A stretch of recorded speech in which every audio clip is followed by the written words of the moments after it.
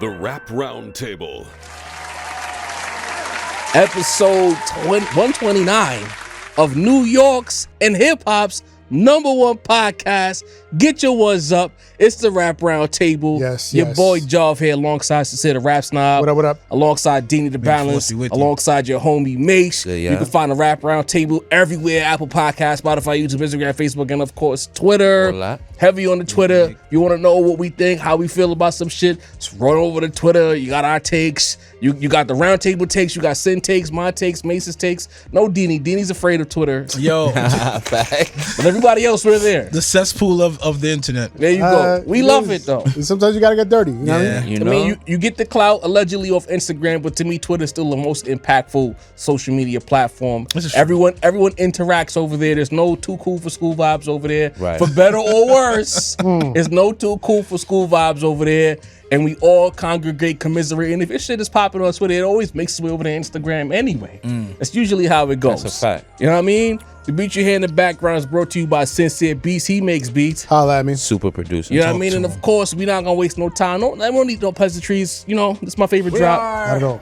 Tonight's entertainment. Real quick, shout out to Bomani Jones. Bo knows. Real quick, he has this thing, this website, because we don't pull punches here at the Rap Roundtable. He has a link on his profile where you can like reach out to Bomani Jones, right? Shit. Because I'm like, yo, if you want to be, Yeah. Convo. let's You have gonna, that you gonna conversation. shout this out? Yes, You gonna air it out? Yeah? Yes, All right, let's fuck do it. him. Fuck it. at this point. And the day's gonna come when I'm gonna bump into him in real life because of my profession, and I'm gonna tell him exactly, yo, you know what I mean? Yeah.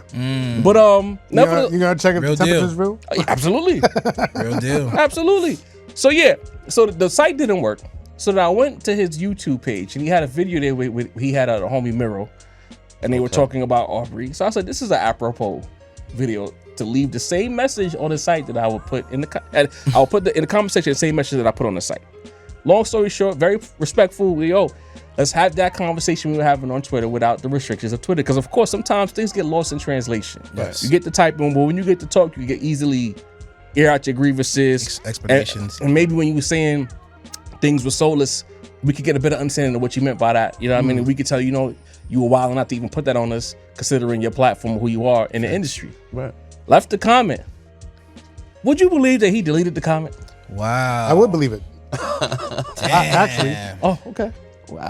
I mean, it seemed everything that's transpired since he quote tweeted us, and then we've been trying to reach out to no avail. You know what I mean? It's like he just wants to be able to have that last word and that one up on us, and just leave it at that. You know what I mean? Instead of having like a real conversation. That's cool. You know what I mean? But I'm Kind of whack though.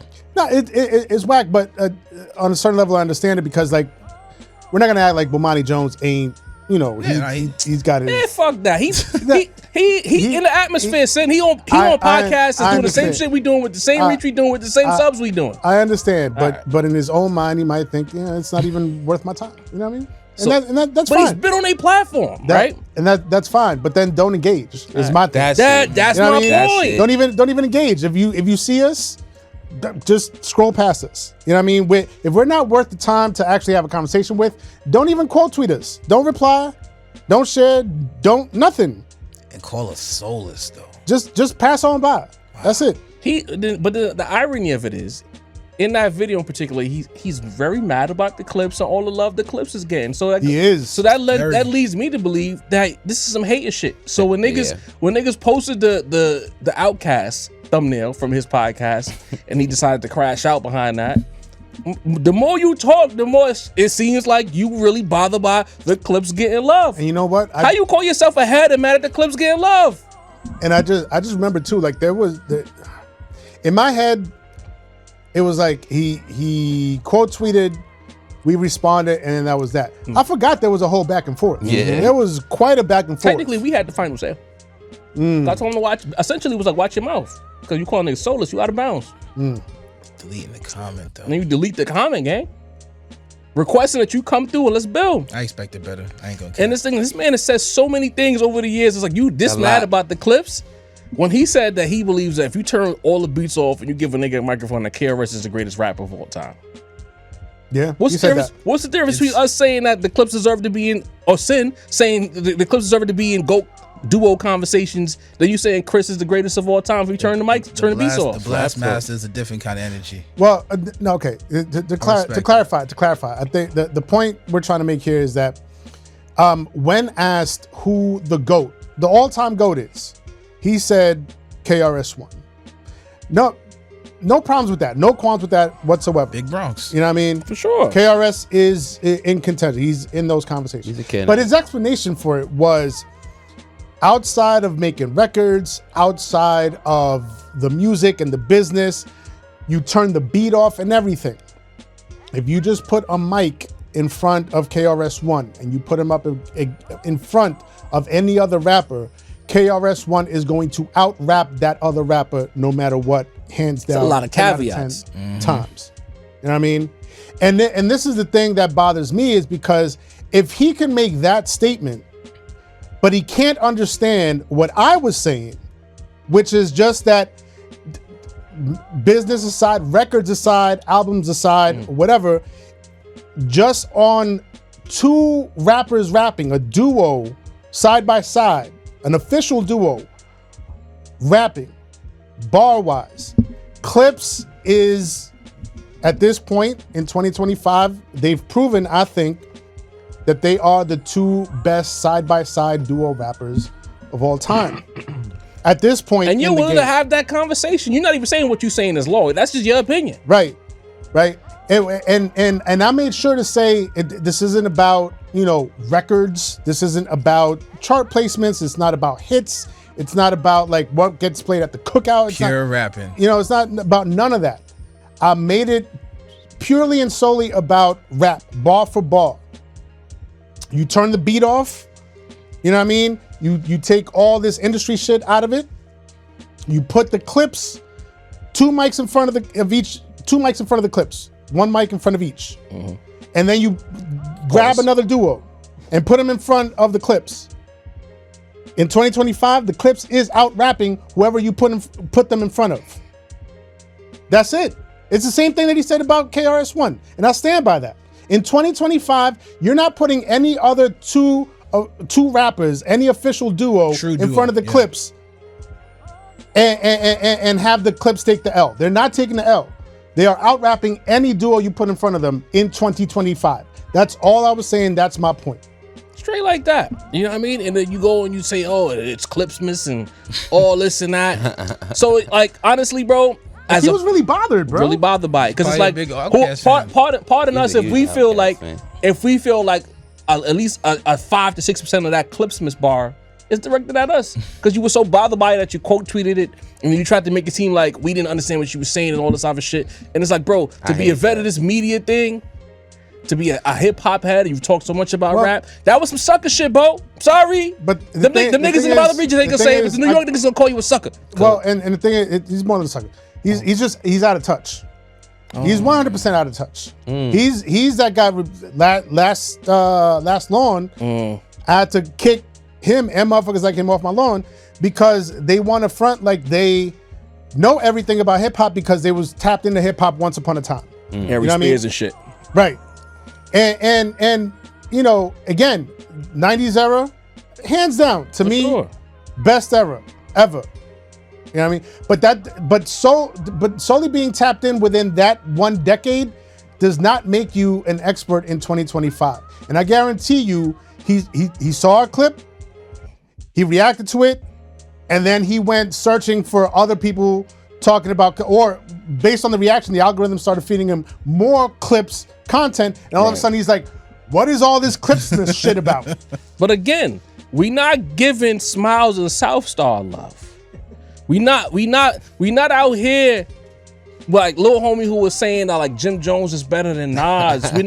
we're not saying anything that's like hurtful to the culture. We are talking about the rapidy rap cloth niggas and having debates. That's it. Let rap debate be great again. Like Cam Newton talking about sports debates and niggas attacking character. If he's talking about Jalen Hurts and somehow the media decided to attack Cam the person, he was just saying Jalen Hurts is not top 10. Why we can't just talk about shit no more? Like, why everything gotta be character driven, soulless, and all? Like, bro, if we think these nice rappers, cloth certified rappers, are sanctioned, instead of being a bitch about it, just be like, yo, Outkast is still right there. They didn't die. You know what I'm saying? EPMD is still right there. There's a lot of guys that I feel are better. Instead, you decided to judge niggas and say, oh, y'all cry about sports and it's a soulless approach. Nah, we are at the shop saying these two niggas is better than whoever two you can find. That's duos. Not any, don't say SP and Kiss. They're not a real duo. They rhyme together. It's not the same thing. Because obviously we know better to say, because if you put SP and Kiss at the peak of their powers in front of the clip, it's over with. It's over with. We know that. But as a group, an official two-man group, find two lyrically better. You could have just easily said, yo, y'all tripping because I think Outkast is nicer. Yeah. You chose to be a bitch about it. I'm sorry. And here's the thing too, it's like, because I remember I remember that was crazy. I remember myself at an earlier age, a younger age. You know what I mean? In my 20s, going on the internet, going into comment sections, and being like a lot of these people that are out here. Because I was young and stupid, and I needed to exert my own sense of authority over imaginary people online that I being a rap snob. You know what I mean? Exactly. But I grew out of that at some point. And I would hope that more people would grow out of that out there. And I would certainly hope that somebody of the stature of Bomani Jones would grow out of that sort of rhetoric. Nah, he got emotional, bro. He's an emotional old rap fan. That's it. That's the final. The final level of old head is deciding this is the best ever, and nothing will ever be better than it. That's the final level of old head. You know, the old head final boss. Yeah, man. and real quick, shouts to Adri. You know what I mean? Where's she been at? Yeah, she's starting to get back into the fold. She listening to Gibbs right now, bro. She's definitely listening to Gibbs. What do you mean? She got Alfredo. Pop out with a kid, ain't she? That's how this usually goes. Jesus, where did you take this, man? I'm sorry, bro. What are we doing here? That's how it goes. They disappear and show back up with a kid. That's how it always goes. That's how it always goes. They disappear for mad months. Oh, it's a surprise. Little emoji over the kid's face. My apologies for my brother. Your emoji over the baby face is wild, man. Bro. Nah, but she's starting to get back into the fold with TikToks and YouTube and stuff like that. No, but she recently made a video on TikTok saying basically what we're saying here, which is that just deciding that a GOAT or something that's the best or top 5 or whatever, it's going to be that for the rest of eternity. It's fucking boring. Where's the fun in having discussions if we can't at some point say, you know what? There might be another answer to that question that we've been asking for like 30 years and the answer's been the same for 30 years. Maybe it's time for somebody new. Yeah. You know what I mean? And if you don't agree, it's fine, but at least like we get to have the conversation. I blame the internet, bro. The internet's made everybody sensitive, bro. Nobody wants to argue and debate anymore. Just say you bugging the fuck out, and here's why. Yeah, that used to be the thing. A bunch of reasons why I think Outkast is better. They've done this, they've done that, but the conversation is about pure rapping. And I feel like that's not really a debate, because the thing was 2025. When's the last time we heard Dre rap? You know what I'm saying? Like he's not even in contention. Yeah, the life of the party with Ye, and that's why we mad. Because he bodied. And that was a while ago, though. Right. You get what I'm saying? Since then, it's been Flute-gate, it's been piano bars. So we don't know. Like we're talking about right now, today. There's no true duo, an official duo who's rapping better than these guys. I don't think that's. I don't see that's the fact at this point. What year? Remind me. What year was Life of the Party? 23. 20, I want to say 22. 22. Late 22. After Don the Drop, yeah? Yeah. Right. Clean 3 years. Yeah. It's been a minute.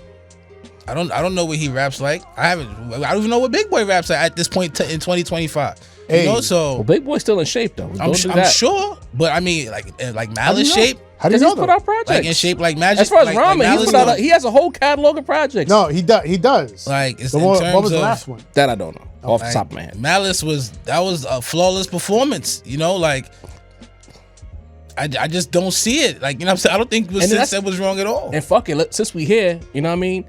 the narrative that's not being talked about enough is as a duo, they ain't dropping 15 years. And how you ain't dropping 15 years and ain't miss a beat? Usually you take a project to get back and shit. Bro. When Component Nori got back together, they hit the same way that their last project hit. No, and that wasn't 15 years. You know, if knock to them. Right, they're gonna misconstrue it out there. And you never know. Like, let's say War Report Outkast, classic. Let's say Outkast hears us and goes, you know what? We'll show them, and they get together and make a great album. That conversation will be had again. You know, that the Big Boy and Dre album versus the Clips album. Like, the fact that you can't talk about it is the whack The fun part, element is lost on niggas, man. And if you hear you mad and you screaming Clipsmas and you out of shape about rap from niggas you don't know, and you get the judging and finger wagging, all of you niggas. You niggas wrong. Fuck y'all. You know what I mean? Like, y'all niggas is old and washed up out here, man. Let me hear it. Matter of fact, early lawn, man. Niggas wrong. Facts. Get off my lawn. All of y'all niggas, let me drop that. All of y'all niggas, if y'all mad about this type of shit, you can go. I gotta agree. You know what I'm saying? If you too cool to argue about rap and we sanctioning the nice niggas, we ain't say Webby and Boozy the best two men to ever do it. Yo. You feel me? Bruh. Webby. We ain't say none of that, gang.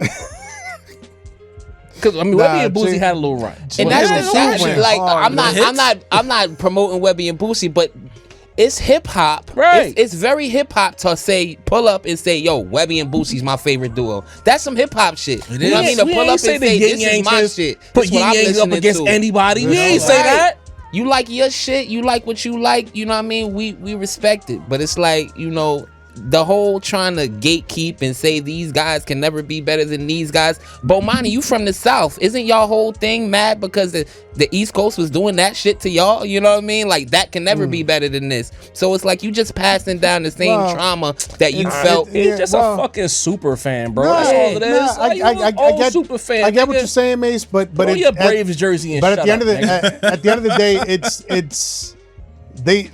Regardless of how much esteem Outkast has had, how many accolades they've had, Grammys, plaques, they're still gonna have that little brother energy. And it's exemplified in Bomani. How did we get here? That was my fault. No, I'm saying my bad. It's exemplified through but the Clips is from the South. They not from New York. Technically they're from the Bronx, but they claim VA. Hey, Virginia dudes, man. They not from New York. They got some ties, but they're closer to us. VA dudes. They're closer to us. When Outkast in the in terms of rapping, though, they are too far north from Atlanta, they're gonna look at. But y'all want to really with a side eye. Let's get it. Let's get it. When peak Outkast, who's they inspired by? Us? Oh, all right. Yeah. You don't think they not tribe disciples, nigga? I'm wildin'. Is Outkast not disciples of the tribe, nigga? You're not wildin'. So what we talking about? Even down to the fashion. Whole Dungeon Family. Yeah. That guy over there's gonna get upset. Yeah, you know. Sorry, Gip. You know, not the Gipper. The Gipper. Let's call it what it is. Tribe got a lot of children from coast to coast in this league, nigga. Honestly, the whole native tongues. Yeah, you know what I mean. Tribe, De La, Jungle Brothers, all of them. Come on. They opened up the game for the non-hustler, non-street motherfuckers to really be able to flourish out here. OG Kanye vibes. You know what I mean? Come on. Conscious type. So at the end of the day, bro, relax. That's why that's the first thing I said. You must not have been to the barbershop in a minute. For you to act like this, you forgot your barbershop etiquette. I don't think he has. He admitted that. Damn. He said, I haven't been in there. So you lost your etiquette. You know what I mean? Shout out to Fredro Star. Honest. You the knowledge. You the knowledge. They started that shit, you know? The rap round. Oh, shit. Anyway, we got to move on. Hit the like button. We need 500 do that on each and every video. Please hit the like. Run the likes up. Do that for us. Hit the subscribe option. Hit the notification bell. Do the necessary to keep the rap round table in the algorithm. And do the knowledge. Do the motherfucking knowledge. And real quick, Moni, I love you. You know what I mean? But you're going to leave Joey badass. So anytime you tweet about Joey and you talk sideways about Joey, I'm going to say something. Why? Because it's giving her energy. You're not even from the West. Moni, you from Jersey, so we actually claim you. Town, you know what I mean? You You grew up listening to Hot 97 on the radio. We had a little Twitter exchange, and she was trying to newsflash everybody. If you call me sensitive, I don't care. You know what I mean? I'm still gonna talk my shit. When you call me sensitive, it just gives me more fuel to talk shit. You know what I mean? So tread carefully with that. She like, oh, you being sensitive about Joey. I said, nah, I'm just calling you out for you throwing shade to Joey. She like, I've been so supportive of Joey. I've gotten in trouble behind that, this and that. But I'm like, every time I go on the timeline and this Joey dude, you throwing shade. Cooking. So if you throw shade at Joey because he beat your cousins, the TDE guys, shout out to Ray Vaughn, shout out to Top, shout out to Punch and all those guys we love what TDE brings to the table. Right. But specifically when it comes to Joey, anytime, because she was trying to be funny about Joey and his album situation with Columbia. I'm like, you stay throwing strays at this guy, but you support him? I don't think Joey would want that support. You know what I mean? Negative. Don't support me like that, bro. With friends like that, you don't need enemies, man. You know what I mean? So, Moni, anytime. You can call me sensitive as much as you want, because I'm not mad about it. Love Moni I just find it funny that you keep bothering him on behalf of the TDE family. Crazy. We understand. Shout out to Curtis. Shout out Company Man. We know the West Coast ties. We love y'all. Shouts to the team. Round table friends of the show, except Modi, because she won't come on. You know what I mean? But the other guys. But if you talk about Joey, we're gonna defend him. He's ours. He's from New York, and you're from the East Coast, and you set tripping. But I digress. Speaking of set tripping, or maybe not. I don't know. Let's figure it out. Let's talk. What's the word? Boss. Who? Wow. Whoa. We going there already? I didn't expect that. Sitting there early, man. Oh no. Boss of Dreamville fame. Now we don't How you know who spell that? Boss is. Well, How I you think spell that? Nas, but with a B. I got copied. Damn. You know, Jesus. So he, What? Nah, Wow. he might be blood because it's Boss. You know what I mean? yeah, true. So we don't know. No, we don't. Don't listen to this guy. So he got on Larry Flint's internet and took to defending the boy, The boy. the OVO king, Mr. Midlife Crisis himself, The spiraler. the Spiral God. Where did that song with Central C land? Did it land in the top 10? I saw a chart that said it landed at 18 on the chart. Damn. I didn't see the charts for it. Yeah, what did it have? Would have been up. I Yet? Which one? Very 18. convenient, man. The grifter whose name starts with a B, we're not giving him no promo because he always bite bars and then don't give credit. Talk about it. I called him a grifter on Twitter mad times. Fuck you. But he basically posted a chart saying that Drake landed somewhere either 16 to 18 with that Which One record with Central C, which is kind of tough. I've seen it in action. You know, but Deanie's outside. I've seen it in the action. record is going to do what it's supposed to do, but how long will it do it for? The 18 is nasty work for a For Drake Aubrey, record. Yeah. Macito, can you look that up while Yeah, we look? I'm looking right now. Yeah. So Boss, in the meantime, got on Ebro's post. Ebro's talking about this culture shit and people who are fan of rappers and not really fans of the culture, etc., etc. Boss got on the comment section and said, "My 2 cents, Ebro. Drake is among the most, if not the most, inclusive of artists of our culture has put forth. That's red flag number 1. Yeah. But I'll elaborate on that later. Go ahead. Drake is among the most, if not most, inclusive of artists our culture has put forth. Pushed countless rappers to the forefront. Dancehall artists, Afrobeats artists, R&B artists, reggaeton, older artists, newer artists, etc. I don't get this culture narrative that's persisted since the battle. If it's the Canadian thing, Toronto an hour flight from NYC, LOL. I'd argue that culture and ethnic makeup is more akin to NYC than pretty much any city in the States. NYC, Toronto, London are triumvirate, that's a beautiful word, culturally. Bars. Surely it's not his pen. He's arguably the greatest writer of a generation. So what is it? Talk and I about got to it. gripe at the end of this comment because when it comes to punctuation, I'm gonna tell y'all real quick. I hate spaces between punctuation. Who the fuck taught y'all that shit? Stop hitting the space bar and then hitting the punctuation. It's a gripe. I've hated it for years. Sincere Rap Snob, Boss says this. What are your thoughts? All right. I have several issues with this. Shit, Cook. The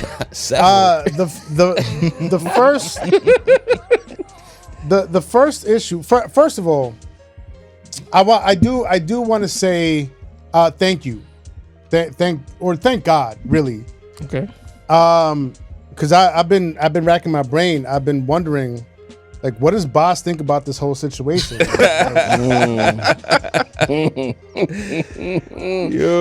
Like, I really, like out of all artists, all rappers that's out there in the game, like the one that I was really truly like at the edge of my seat waiting for, Captivated. you know what I mean? I was, listen, man, it was like a cliffhanger. I was waiting. I was like, yo, when is Boss gonna say something about this, man? Like, I'm waiting. That's the one we need to hear. Probably from. was at McDonald's when he tweeted it. He could go to McDonald's. You know what I mean? If you follow the rap roundtable, you know what I mean when I say he can go to McDonald's. That's only for the real supporters. I get it now. I thought it was a fat joke. But anyway. Oh, he's fat? Yeah. Wow. I didn't know what he looked like. I didn't know what he looked like. So I Googled him. And I was like, oh, you're a big guy. Not in my Heavy ecosystem. step, brother. You're a big guy. Oh, fro. If it ain't JID or motherfucking Cole is quiet. Wait, what's Shorty name? Who's Bia? mad at Ari Mark Linux. now? Ari Linux. Ari. You know what I mean? More on her in a second, but go Shout out to ahead. Ken. I mean, I don't know. They're a little weird over there at Dreamville. Anyway, I digress. no, but my first real issue, jokes aside, because I've heard of Boss here and there. I haven't really tapped into his music, and people were trying to tell me about Has he given you a reason to? People have been talking about the project that he put out with No ID. You know what I mean? And I'm like, oh, No ID, like that's an OG in the production game. Fact. Let me tap in. I can leave it. You know what I mean? It didn't really grab me, but whatever. I digress. But my first real issue with this is his choice of language. I feel was You didn't like Triumvirate? odd. No, Triumvirate. I thought that was fine. impressive. That was Beautiful immaculate. word. Personally.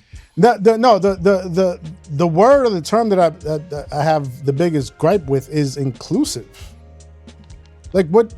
That's not our word. No. That's not a word that we use. I feel like that's some Christopher Columbus shit. but That's I'm a gonna let word that they use. I'm gonna let you eat. That's a word Wait a that they minute. use. Wait Them, a minute. TM, What? trademark. You know what I mean? And it's like in a hip hop conversation, when you're talking about an artist and you call them inclusive and like the most inclusive artist of our gen, like, what does that really mean? Just because they collaborate with, you know, dancehall artists and R&B artists and rap artists, that means that they're you know, diverse. You know what I mean? They have diverse tastes in music and in the music that they make. But the term inclusive itself, it's like that term makes Drake sound whiter than anything Kendrick ever said. Because we only ever talk about inclusive, like, This is some good hate right here, son. I gotta tell you. Charge it up. we only ever use the word inclusive in that type of context. You know what I mean? The system is making things inclusive for everybody else. The government is making things inclusive for everybody else. Companies are making things, or you know, organizations, conglomerates. They're making things inclusive for, you know, the non-whites. Okay. You know what I mean? So when I hear the word include, and I hear him use the word inclusive in regards to Drake, because he is,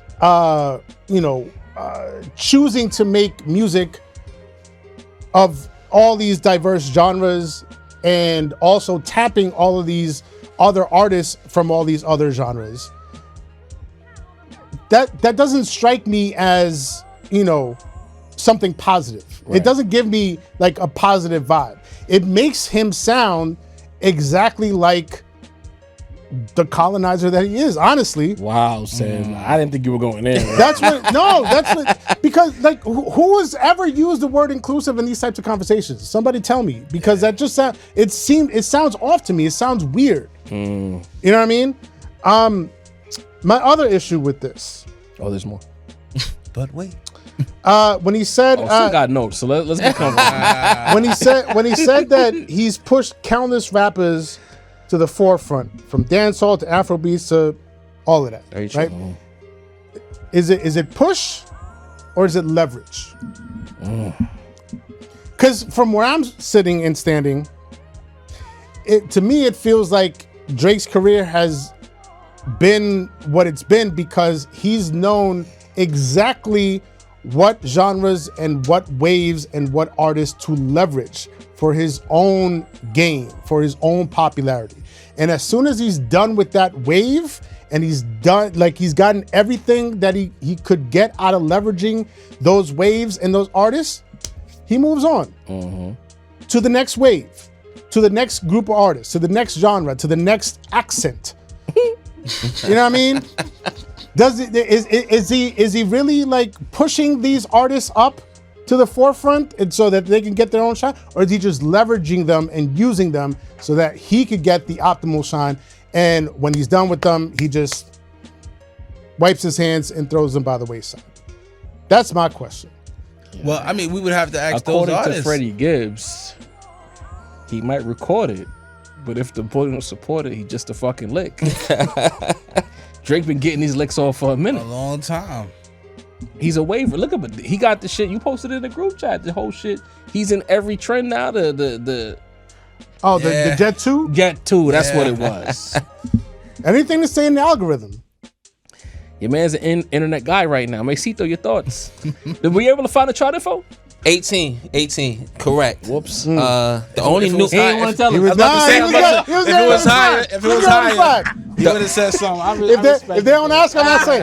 I respect. If they don't ask, I'm not telling. The only new song in the 18, by the way. You know what I'm saying? I The only respect it. debut in the top 20. You know what I mean? Not, you know what I mean? Only debut in the top 20. You know what I'm saying? So Niggas in the division. Now they in a wild card now. Salute. You know what I'm saying? Drake in a player now. Salute. You know what I mean? The stimmy still works. You know what I'm saying? Stimmy still works. Top 20, you know? bitch. He tried to rely on a whole other continent, couldn't get to the top 10. Damn. You know what I'm saying? But listen, Sin said a lot, right? He damn sure did. said a lot, bro. Somehow dismantling Boz's credibility in the I'm in not the done. process. There's more? I'm waiting for it to swing back around. Jesus Christ. All right, go ahead. But cook. I don't think that, because you have to include the context of what Ebro's talking about to really have a complete conversation here. And Ebro, you know, listen, he kind of talks in circles about, you know, knowing what this culture means, and that means that you have to put it into this culture. It's like, I think people are getting annoyed because it's seems like a centralized Drake argument. You know what I mean? People aren't going up to Young Thug fans and asking them what Pharoah Monch records they know. You feel what I'm saying? Right. They're not going to Future and asking, you know, what's your favorite Q-Tip beat? You know what I'm saying? Like, that's just, you know, that's kind of a thing in modern hip hop for a lot of the bigger artists to have fan bases that, you know, may not have, you know, this cloth card that we have. You know what I mean? That's just the thing, especially when an artist has a big fan base. I seen them crowds on this Kenny tour. I'm sure not all of them are cloth certified. You know what I mean? But you know what I think Boz is kind of like, he's asking the question here, like, what argument are you making, Ebro? You know, the thing is, you know, and I think it's kind of a pushback against Ebro specifically because in the last year, this man has called Drake a cancer to hip hop that needs to be cut out. You know what I mean? They've speculated that, you know, if after the Super Bowl Drake would take his own life. This is real. This is real, guys. shit. This is real. Like, you know what I mean? So I think it's like, people are like, okay, you dragging it a bit much. The year that we had where everybody said Drake was dead, kick him out of hip hop. You're done. You know what I mean? You're done. Your fans ain't hip hop. We don't want to hear from you ever again. This is the natural reversal of that, right? This is people saying, all right, I think we going a little bit too far now. And the things that Boz's saying, he's an artist that hasn't benefited from Drake himself. So he's not incentivized to defend Drake here. I don't know any Boz Drake records. You know what I'm saying? Dreamville. Who's the boss of Dreamville? Cole. Who apologized to Drake multiple times on wax? Listen, maybe, you know what I'm saying? Maybe, you know, we'll have to ask Baby Keem.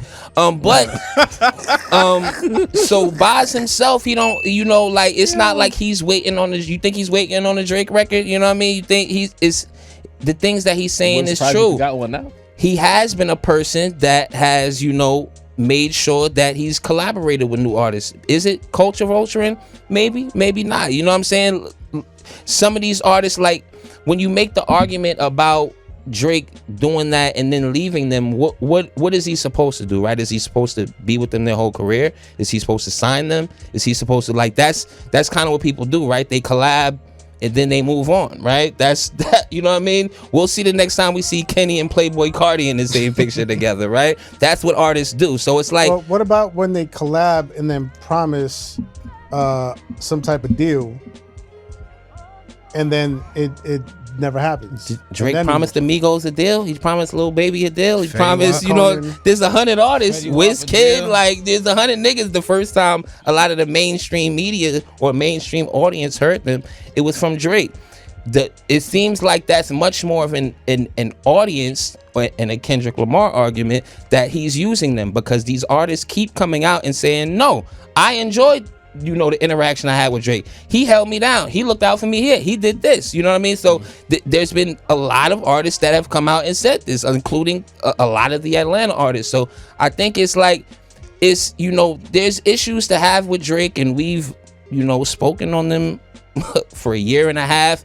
But it's like the bully energy. We have. I don't know if you have. I don't have to. You know what I mean? 75% of the show is saying we. You know what I mean? Also, I do want to point out that like people that are exploited don't always necessarily know that they're being exploited in real time. Sin calling them battered wives, but I don't think so. You know what I'm saying? Like, you know, they coming out and saying, you know, it's like it's at this point, it seems like you're finding reasons to be upset about Drake about. You know what I'm saying? This whole rant, I'm saying you got to go to the Ebro rant to really see it. Even low key is kind of, you know, not all the way there with him. So when you go to this argument that you're trying to say Drake is using these guys, and then the guys say no, and then you're like, well, I think he still is. You know what I mean? What argument are we really having here? You can't really argue against that. That's my whole thing. I ain't gonna say no, but that shit was funny. Let's see that the corner. The cup was a little fuller than I thought. I don't even know why I'm laughing so hard. But she was funny to me. Nah, Mase, you cooking, bro. Didi the Balance, talk to me, gang. I kind of agree with both these dudes, but I think Sin's playing it a little up with the whole it's a mutual benefit, bro. You get what I'm saying? I got a sound. My sound's buzzing. My sound might not reach the kind of people that I wanted to. But with the Drake, you know what I'm saying, Stimmy. Oh shit, part two? Part two? That's what happens. See what happens? Look at God. You jinxed him. Look at God. Bro. Yo, what's going on in this fire right now? Look at God. Can we just pass the I didn't make it over. Yeah. I didn't do that. That was sin. God damn it. Switch that into the universe, bro. The universe bounced me the fuck out immediately. Bow, nigga. Nah, I'm good. Here you go. Oh man. Tell me why am I laughing so hard? You right? Nah, that was funny as fuck though. The whole entire scenario. As you were, Dini. I'm sorry. Yeah, it's all good. Yeah, like let's say shout out to like somebody like the Company Man. You know what I'm saying? Huge platform, great fan base, great fucking host. You know what I'm saying? Pulls up on the rap round table, show some love, bro. Is he buying our style? Nah, you know what I'm saying? He's coming to talk to some like-minded dudes. You know, we got a couple of children. This is, you know, okay. We spawned some kids. But when he pulls up, he's pulling up because he's like, yo, I like the energy, I like the vibe. Fan bases merge, conversations get crazy. The stimulus package builds up crazy. You get what I'm saying? All right, question. Yeah. Has he put out a video that looks exactly like ours? Or like 50 to 75%. The Company Man's his own man. He do his own thing. Exactly. That's my point. But like, I'm just talking specifically. But when Drake starts collabing with all of these unknown artists out there, and then his record starts sounding like those artists, but then nobody ever hears from those artists because Drake already jacked the whole wave. There has been some people that, but we don't. But who has this happened to? Yeah, like I Love McConan or something. Like who has this happened to? I mean, that Tuesday record. I mean, everybody else didn't have a wave. He had a song, bro. Let's be fair. Tuesday. Who says McCona is part of that Tuesday record? That song don't start till Drake come on. There you go. Let's be fair. Squad going up. Like it is what it is. I was partying heavy during that. But it was a vibe. The Drake verse came on. It was a vibe. The room was shaking, nigga. It was the whole fucking vibe. But it's still it's it's an assistance thing, bro. Like if there's platforms that we go on that might not be where we at, and they benefit from that. You know what I'm saying? Are we gonna jack their thing? No, but I'm just talking about the whole fact of, it's not to say. I give you an example. The group who made Too Late to Apologize. You know, when Timbaland did the beat for them. Now they say they would have hit the same exact success if Timbaland did. Timbaland production? Yeah. 10 years old. There you go. You know what I'm saying? So they said it. They think the song would have still had the same stature if Timbaland didn't make the beat. And I'm like, maybe not. You know what I'm saying? But the fact that you had a fucking platinum, like one of the goats of music, produce your beat and put it out, like that is a big plus. You know what I'm saying? Like we can't deny the stimmy, basically what I'm saying. You're basically saying, well, the stimmy was there and these people made millions of dollars and fed their families and everything, but Drake went on to make songs like them, and like, you get what I'm saying? Like, I see your point, but it's like Fetty Wap, he might have a different thing to say than you do, as far as like, yo, that song went out of this world. I dropped 2 more joints after that, Mine Again, baby, and I was a superstar after that. You get what I'm saying? Fetty was popping before Drake hopped on that remix. It was a movie, but when Drake, come on, bro, you remember what that shit did when Drake hopped on the record? The Track Queen was already on fire though. It's not the same, bro. And they play Drake shit the most, if you think about it. That record was out of here. Niggas hated Fetty in the beginning. I love Fetty from day one. In the beginning, it was a little cringy. I'm a closet Fetty fan. Fetty one of my favorites. Low key. I came around. Low key. But in the beginning, I almost felt like, yo, like this is some play joke type shit. Like, are we gonna act like he didn't just do that to Party Next Door too? His artist signing his team. All right, but baby. The whole. Putting a whole album out with Party Next Door, he Jim Jones them, and the right, and the biggest Party's Max, the biggest song that became a hit had Party Next Door nowhere to be found, not even in the video. You know what I mean? And now he's moving on to Iceman. So what about artists like The Weeknd who wrote? He's actually on tour with Party Next Door right now. Go check that out. Fucking entertainer, and then he wrote like half a Drake album as far as like the hooks and shit like that. Yeah, the Weeknd said "fuck you" to Drake a long time ago because he knew the vibes. And what I'm saying, he still was gonna be he still was probably gonna take off without Drake. But that stimmy, bro, that's like, it's difference between Diesel and Rocket Fuel, bro. It's a different type of energy. All right, you're getting catapulted. Can I get in? Can I get in on the action? So I got a couple of gripes with this boss fellow. Let me pull the clip. Let me pull the tweet up one more time because I'm gonna nitpick. I'm gonna be that guy for a second. I try not to be a nitpicker on the rap round table. You gonna be me first? I'm gonna pick. Yes, I'm gonna pick some nits. Point snob. There you go.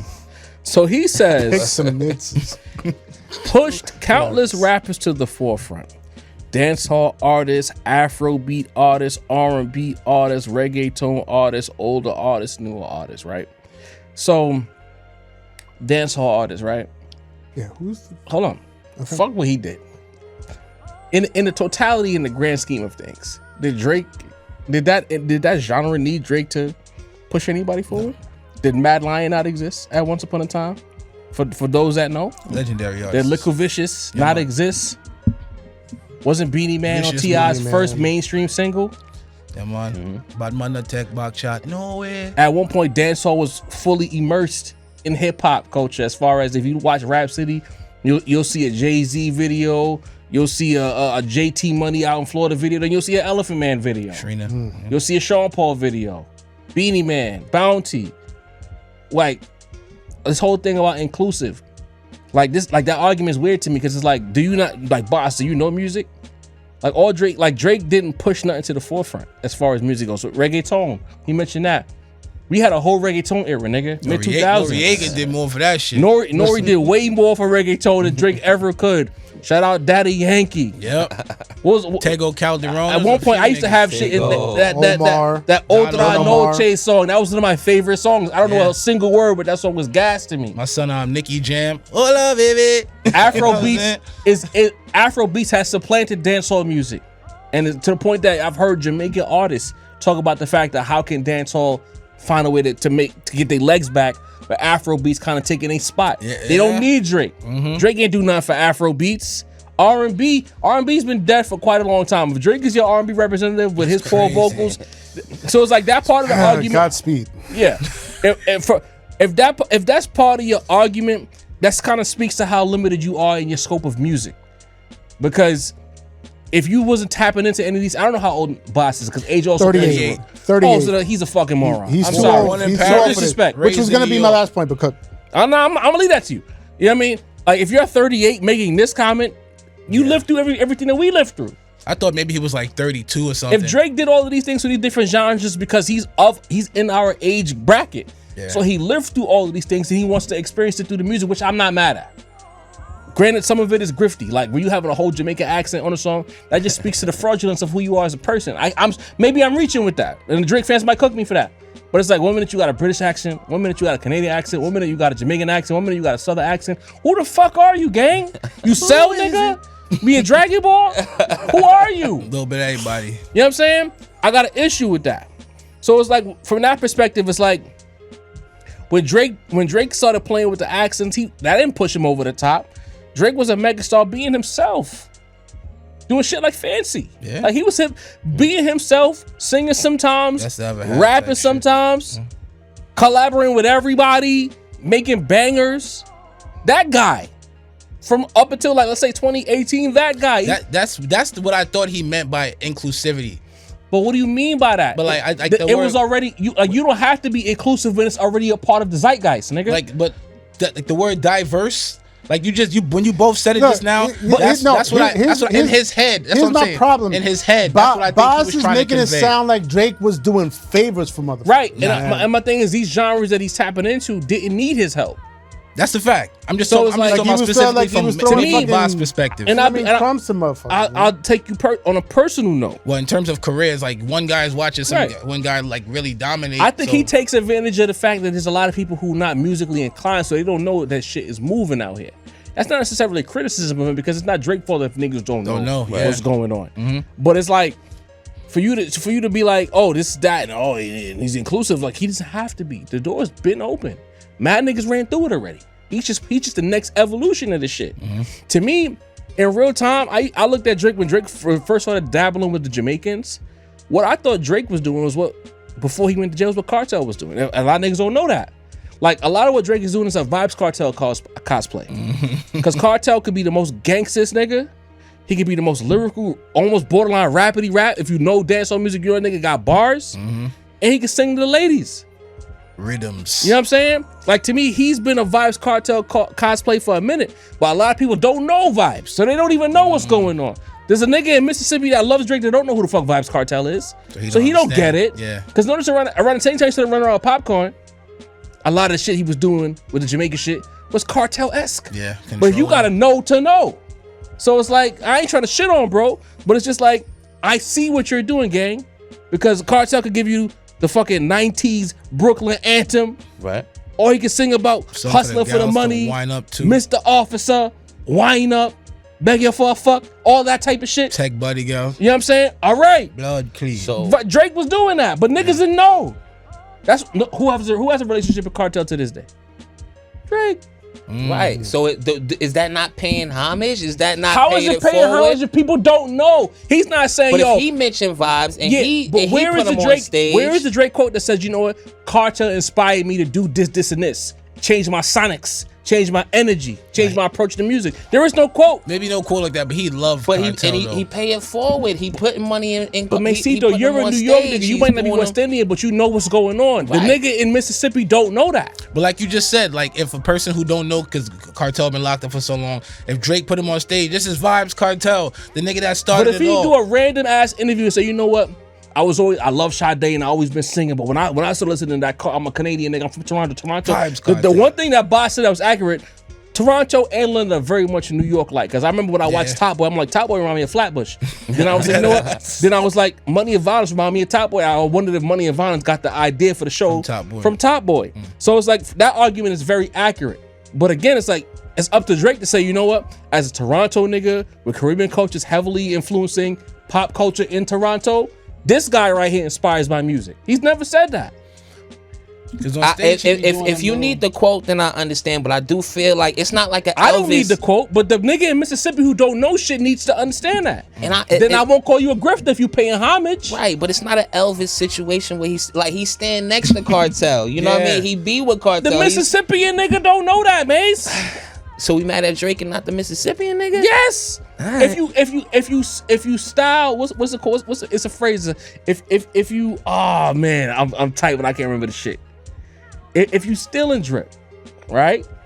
If you stealing sauce, that's the word. Sauce. If you stealing sauce, then you have to tell niggas where the sauce came from. Pause. That's only right.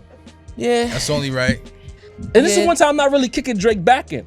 I'm more mad at Boss because Boss is 38 and he knows that everything he's talked about, I'm giving. The Rock is coming your way right now, and he should know that you lived through the same shit that we all watch the same shows. Because I feel like even if we were in different regions, we all watch Rap City. We all was on the internet around the same time. We all experience the internet the same way. You should know. But to say the rap star, Boss is 38. He should know better. 38. See, and the when I first read, because again, I'm not that familiar with Boss. You know, jokes aside, you know, I played it up at the beginning. Had a couple joints like with Cole. Yeah, but I'm still not familiar with him really enough to like even remotely know his age range, right? So I had to look it up. I thought from this comment and from the way that he just kind of shoehorned himself into this conversation, I thought he was maybe like 28, 30, 32 tops. You know what I mean?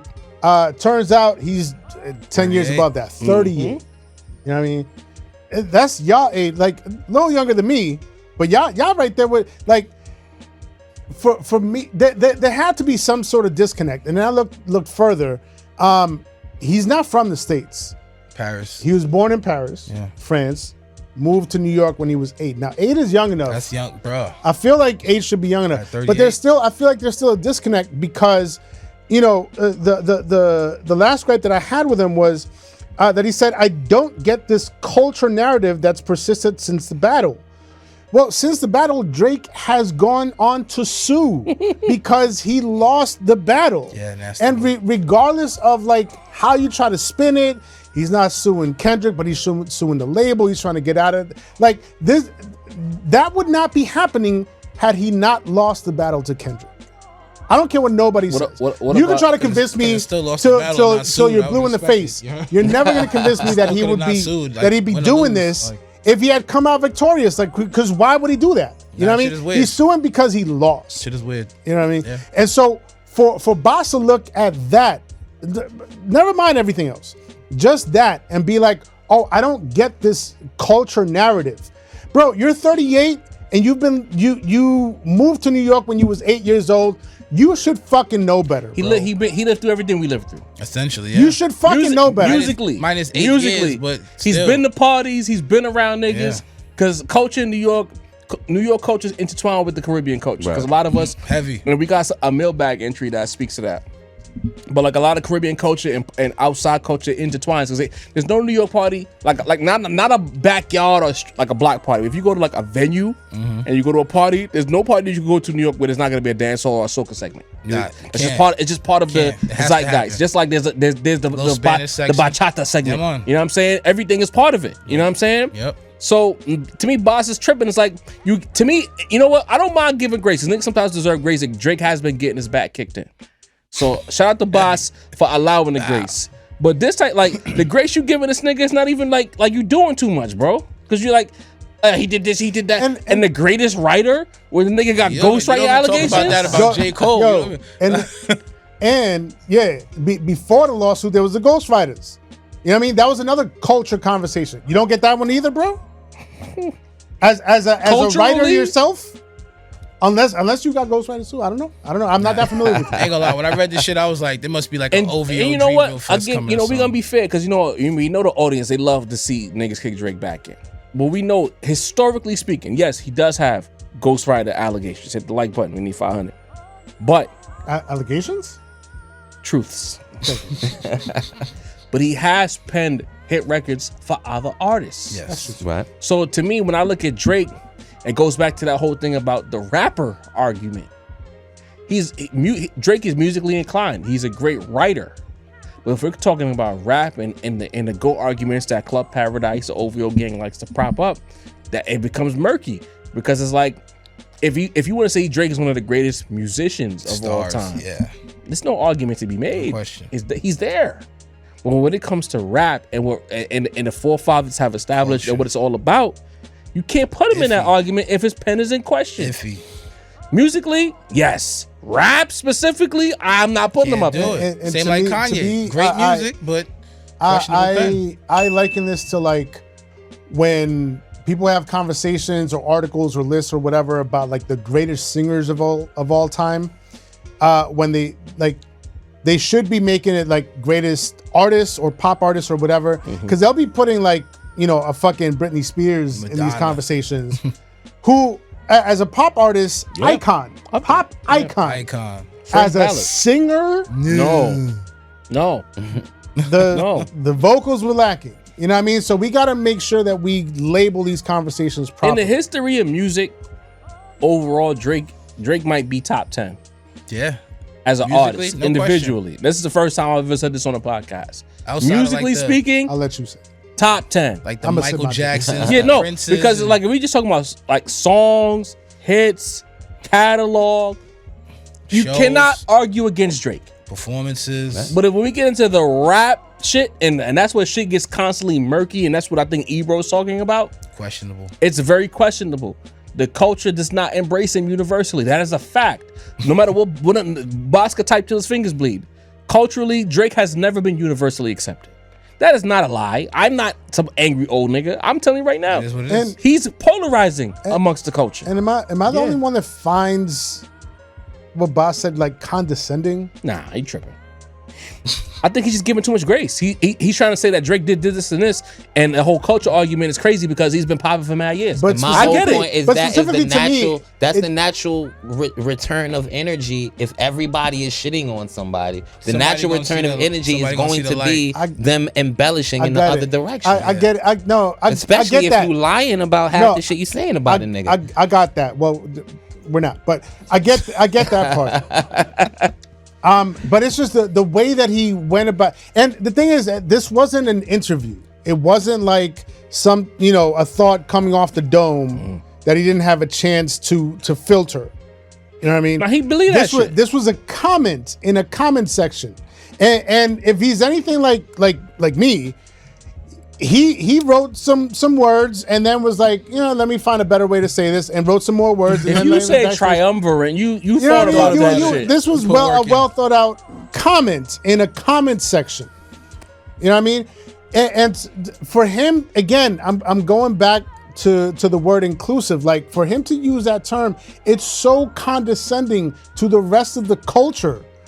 To say Drake did so many favors for so many people, you should be like, you know, singing your praises and kissing you his know feet. what? All right, you 'Cause, know like, what? A Drake feature You know, means Mace, something. no, sis. but that's- come run this pick and roll with me right now. Come run this pick and roll with me right now. Because that you know just what? feels condescending. I bro. Drake Sin- stimmy means Hey, something. chat. did I at want you least. to understand that I understand 150% what Sin is saying.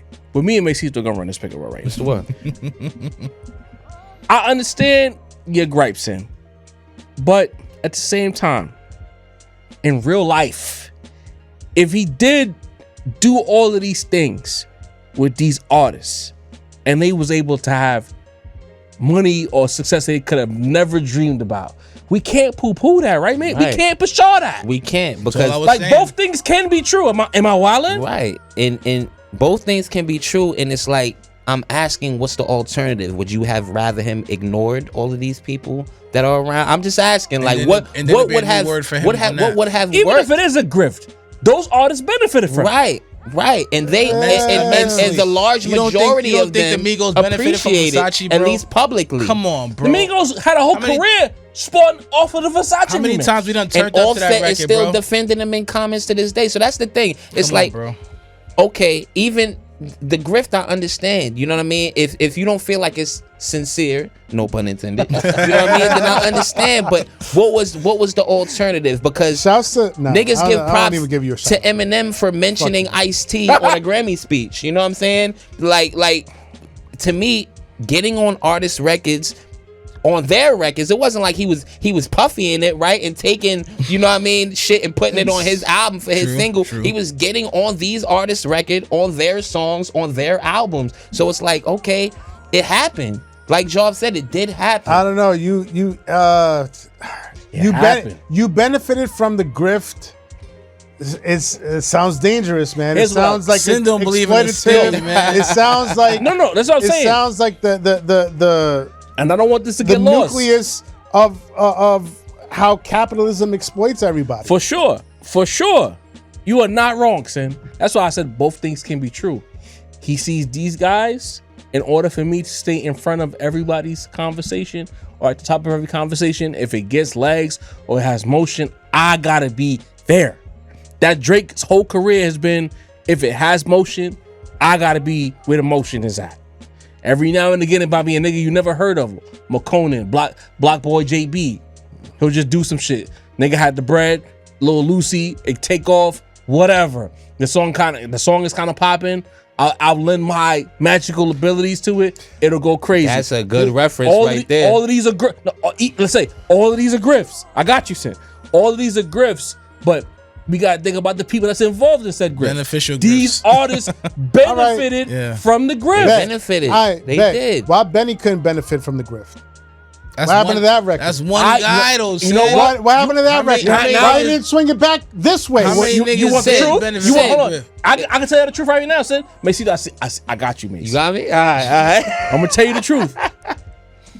Benny's Rock Nation affiliations is why Drake never did the record the way it was supposed to go. Because Benny's too connected to Jay-Z. How many artists connected to Jay-Z that closely gets the Drake rub? Who? Where they at? Actually, it's adversarial with the Jay-Z artist. All right. Yeah. No nigga, Rock Nation, locked in, affiliated, is getting the Drake rub. I see it. Talk I see about it.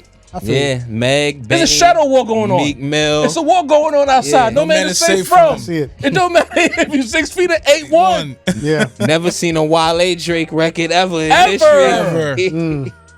The only guy with a Jay-Z relationship that got mad Drake love and that got weird was Wayne. Rose. And Cole. Well, Wayne. And Cole was just about to start dissing Cole fell out. Jay-Z. It seemed Cole like fell out with Hove A long when time fucking ago. right first around that shooter time. dropped. Yeah. Right around that time. Yeah. Yeah. Yeah. I think, and the thing is, Drake. Before we move on, Drake's issue. He is a super fan of this shit, but he's never been hip hop enough. It don't matter where he's from. Drake could have been from any city in America. If he was the same guy, he'd run into the same problems. Issues. Yeah. But he's a fan. He loved, and I think that's the crux of it. He loves rap. He loved the shit. How we love this shit. Battle culture. But he don't got that ingredient to where niggas can embrace him. And he does all these things. It's not authentic. It's not authentic. It's not authentic. And that authenticity is the core essence of hip hop, is it not? It is. You gotta be your fucking Be self. yourself, man. That's a good point. Who is he? Is he the Canadian nigga saying the hard ER? Is he the Jamaican nigga? Is he the nigga from Memphis? He's maybe Is he he's the nigga from England? Who at is the- he? Maybe he's the nigga at the table that's like, that's ignorant. Like, I don't know. But at the That's end why of the day, M don't deal with the shit Drake deal with, because M tells you I am a fan of this shit. Yeah. I'm a white boy from and he Detroit. low key degenerate too, so people just kind of like write that off too. That's You know what- what but I'm you saying? know who But that's he who is. he is. But this, Like- this is what I was saying the Shout out other to day. Is that like I don't want like, I'm- Sin to have to do I- no extra censoring, so I'm gonna shut the fuck up, you know? At this point, I do feel like over the Sin? years I've been. Oh, you be saying, Nigga, oh, it be me. It be What you. you talking about? My bad, bro. I be having jaw sins I for do. bad shit. I'm offended. I do feel like I've been overly harsh on Eminem over the years. It's mostly because of his fans and the society that we live in, and how they prop him up while downgrading everybody else. That's fandom shit though. I Right, thought it was I because understand, he and that's why I wasn't feel like down I've been with that nigga unfair shit, Sin. to Eminem himself because I'm making him It's- responsible for his fandom. Yeah, you do it What? to Drake too? No. No. My problem with Drake is Drake. Oh, Well, his fans too. okay. But Drake himself. Okay. Well, actually. Well, actually, we hope y'all appreciated that segment. Yeah, man. You know, they got niggas who be like, oh, y'all still talking about Drake. And yes, Listen. these niggas are the most compelling niggas in hip hop, and they keep giving us shit to talk about. We're They going to still talk working. about it. Yeah. These We don't niggas- care anymore if y'all complain in the comment section. Yeah, we got a fan base, a subscriber base that actually likes us. Yes. They get the jokes. Right. They tune in weekly. They're locked in. We not dealing with you fucking niggas who hate. So if and they love a Drake conversation, they love a Kenny conversation. They hit like and listen, they love share real it. conversations. These are not surface stuff. We peeled through a lot of layers. Yeah. Right. There you go. Real deal shit, There you man. go. And this is like this good talk, man. Like I thought you had more to say. I no, was like, I'm saying this is like good talk, you know, like Awkward. This is Good good choppers. talk. This is good talk. You know, we could get y'all bars from, you know, the first MOP album if you wanted to, but sometimes we want to talk about progressive shit that may affect shit. You know, Crystal Ball Job. He be predicting on, this man. shit 3 years ago. We predicted could these be like, conversations. who's Talk better, about it. Freddie Gibbs or Skazoo? You know what I mean? Damn. We could do that. I ain't but even go there. that's You know not- what I mean? We I talked didn't about go there. we talked about Freddie Gibbs. We made him the top topic of our live, and the shit is the lowest number in a week. So Crazy. That's Off a an fact. I album saw drop. that. Off an album drop. off an saw album drop. Crazy. Album I drop. saw that. A good album too. I'm sorry, AG. Yeah. You know what I mean? I come to the Christian for your kid. Sorry, AG. But I come in peace. Yo, all right, let's get it, man. so Master Pill, you know, doing their thing. We had the Slick Love Rick it. release. Yes. Victory. We have Raekwon drop. Emperor's New Clothes. And now we have Supreme Clientele 2 on the way On the way. from Ghostface Killer. Yep.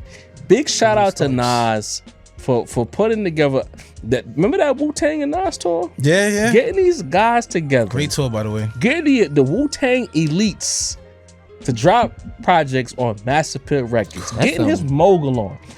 And not to say Nas ain't ever been a mogul, but outwardly, not in the shadows no more. Yeah, He yeah. in the forefront. working different level. Mass Shout out to motherfucking Escobar. Appeal. We had Rome Streets drop the Conductor project on Spy, Mass Appeal Yep. as well. Nas and Primo soon. So, you know, with this project, Supreme Clientele 2, it's a lot, by default, there's a lot of pressure. A lot of pressure. Because that name carries a lot of weight. Supreme. course. Again, as quiet as cat, and So something much we've heat. talked about on a rap roundtable in the past, Ghostface Killer has a top 5, arguably, discography in rap history. He might not be a pop Arguable. star, he might not be a megastar, but if you're just talking about rap, Versus. project for project, catalog wise, most heads might have Ghost, if not top 5, top 10. Much less the work he did on other albums. So much like Raekwon doing only built for Cuban Linx 2, Yes. Ghost is going Supreme Clientele 2. We get the project. What was the name of the song that just dropped? Rap King. Rap Kingpin. Rap Kingpin. You know, some people really like it.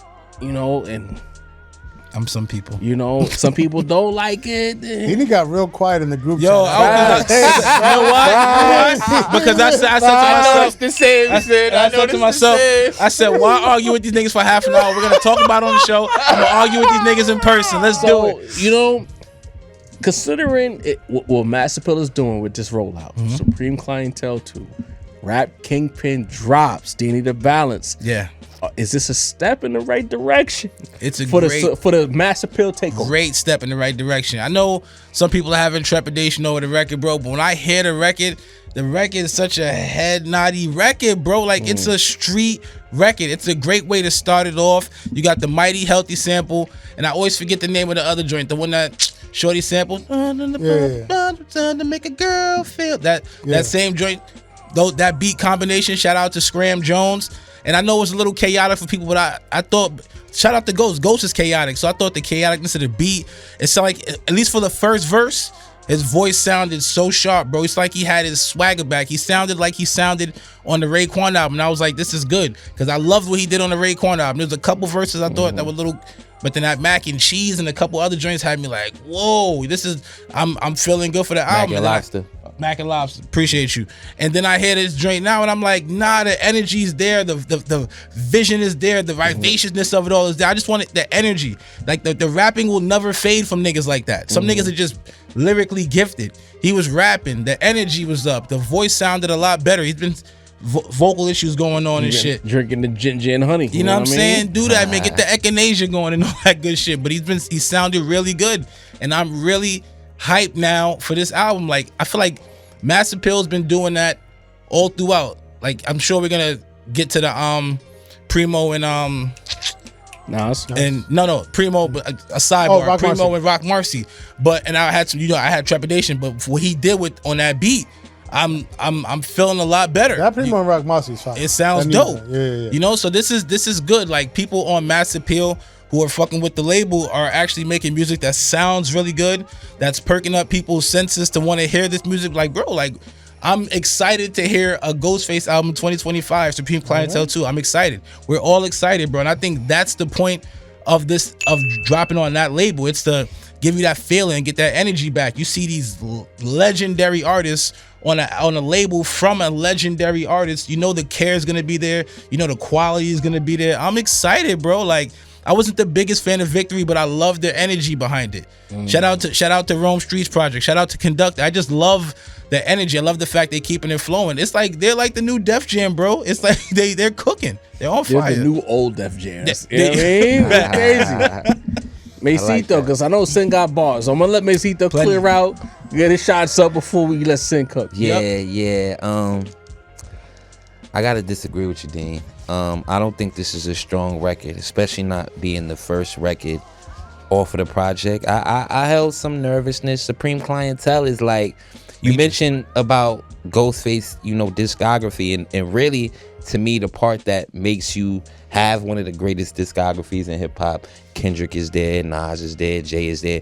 You gotta have one of those albums that can be counted as GOAT albums. And that album for me would be Supreme Clientele. So to follow that up, Fishscale's a close second. Yeah. Fishscale, Iron Man's up there too. Iron Man, he like, I even like the more fish pause. You know what I mean? Like, Bulletproof Wallet's pretty Come on, tough. Wallace, like there's no weak link. Deep, man. You know, there's no 3.5 in Ghostface discography, bro. Unless you want to count that last mixtape kind of thing he just dropped. Yeah. You know what I mean? Which I don't. But you know, so is you're gonna be nervous, right? We had the same nerves about fucking Cuban Linx too. Yeah. And Raekwon jumped over that those expectations. But this is 15 years later after that. And that was 15 years after the original album.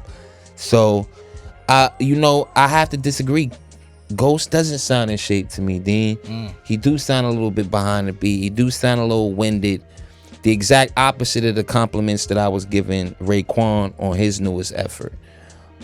We know, you know, Ghost has had, you know, a couple of health problems. You know what I mean? Yep. Salute to him for working on himself, getting better, still being here. You know, I've seen a few of his interviews about his trials and tribulations.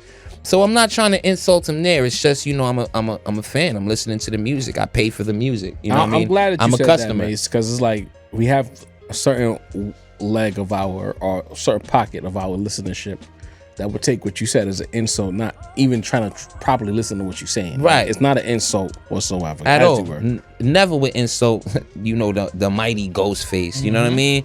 So it's just, you know, if I'm judging it, you know, objectively, it seems like right now, and it's just a single.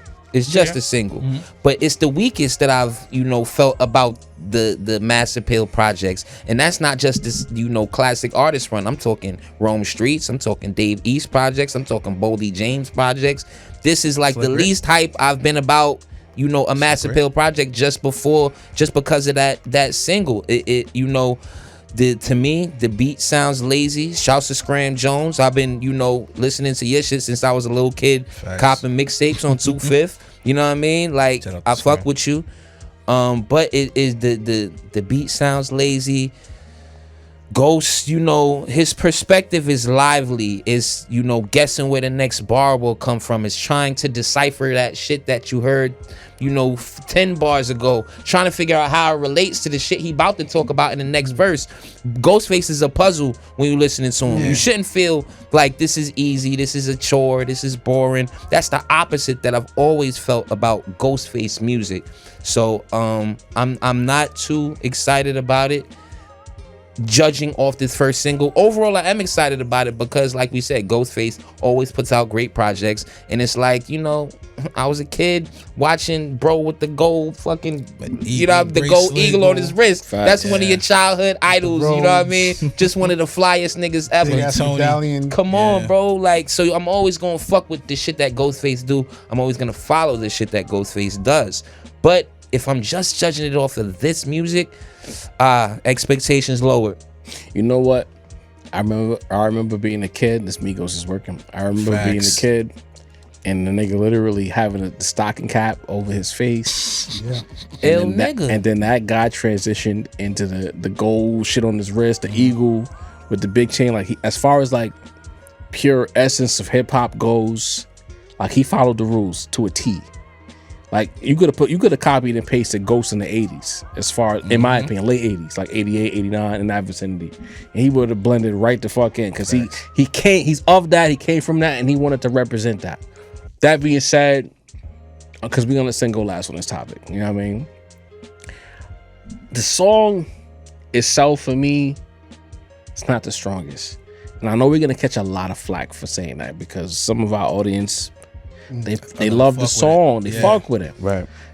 You know, I mean, we're in that other group chat. Yeah, the other group chat as well. I was gonna let them live. No, nothing against that. I'm just saying, like, we saw. I was gonna hit the exclamation point, but niggas would be like, "Really, nigga?" No, we saw like we saw the reaction to it. They loved it, and it's like, but I think, and this is where I'm gonna put my responsible jacket on.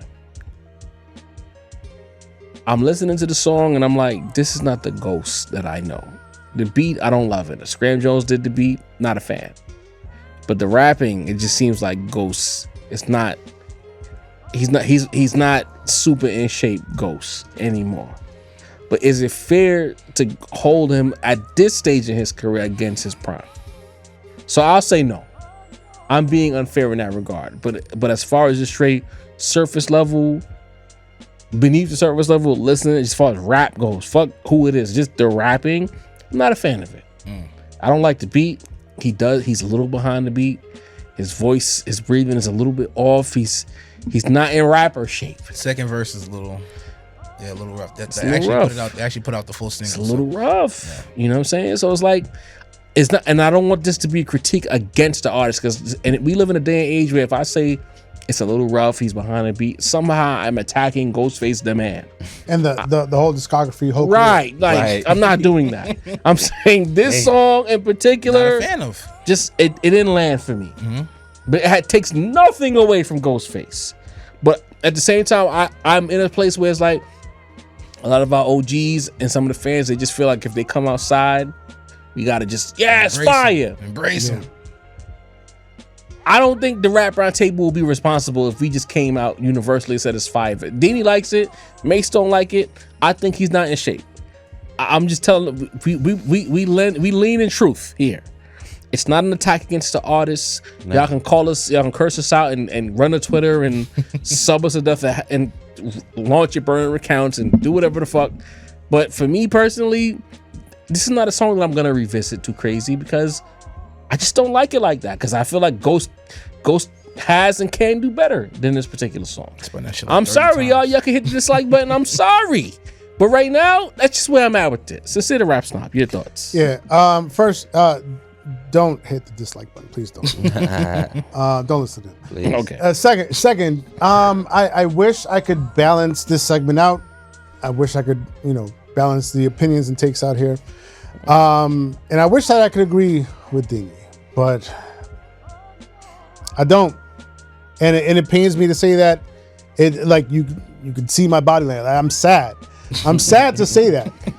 I did a podcast with Sim when he said at one point Ghost was his all-time favorite, not all-time, but like one of his top five, and not five. I was about to say, some of you out there may know that Ghostface was a top five, a personal top five for me. If you ask me who's my top five, I'm gonna give you I guess generic Biggie, Jay-Z, and Nas. I mean, Ghost was above a couple of those names at a certain point. Well, but listen here, you know what I mean? Big Jay-Z and Nas, like, if you don't include those into your top five, I feel like you're just like purposely being counter culture, or just you just want to be pretentious, especially depending on your age. You know what I mean? So I always gave you the Biggie, Jay-Z, and Nas. The last two were the ones where I got to be like, myself, my rap snob self. Add Common, and I should put Ghostface first. I had Ghostface and I had Common, right? Ghostface was in my top 5, like legit.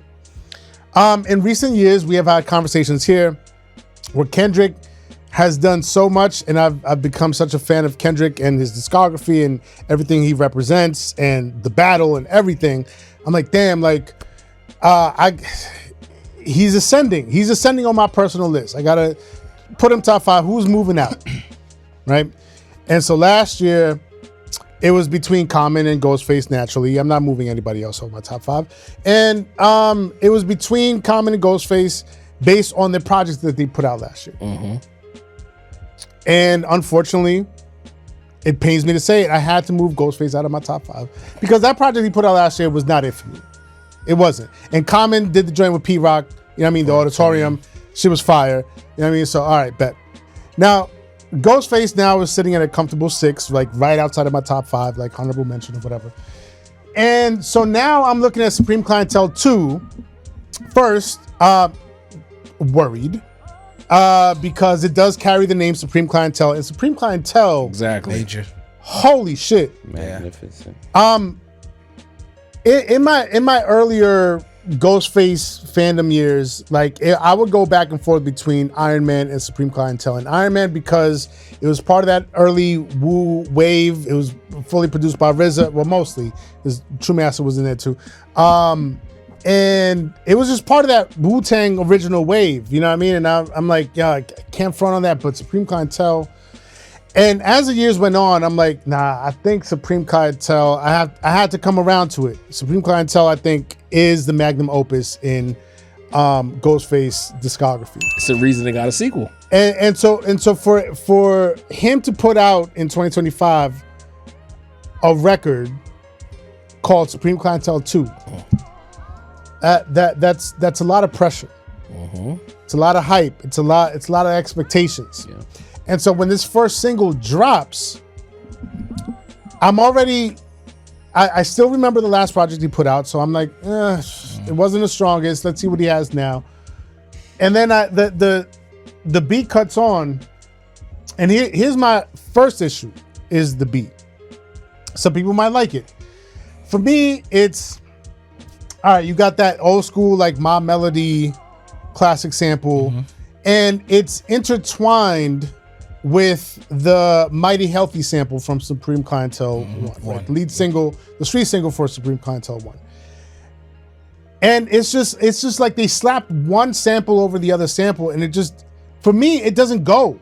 Like it doesn't make sense to me sonically. I agree. It sounds like noise to me. And then the drums come in, and it's, look, no disrespect to Scram Jones, because Scram Jones, again, underground legend, underground production legend, DJ too. You know what I mean? But it just felt like he just slapped on some generic drums on it. You know what I mean? And they weren't even mixed in well prop. It was just, to me, the production was not up to par. You know what I mean? I don't want to call it noise or a mess like Jarv over here. It sounded like noise to me. I'm sorry. But the Mighty Healthy sample just layered over the My Melody sample, and then the big ass drums that don't even sound like they fit the production. It was a little bit of a mess. I'm sorry. And then I'm like, all right, so I guess I'm gonna have Ghostface come on and save this.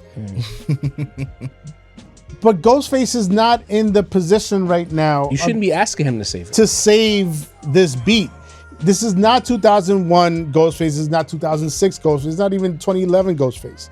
This is 2025 Ghostface. You know what I mean? And while, you know, we've had conversations about like the how sharp the Wu-Tang members are today in 2025. Like there's Method Man, there's Raekwon. Ghostface is not as sharp delivery wise.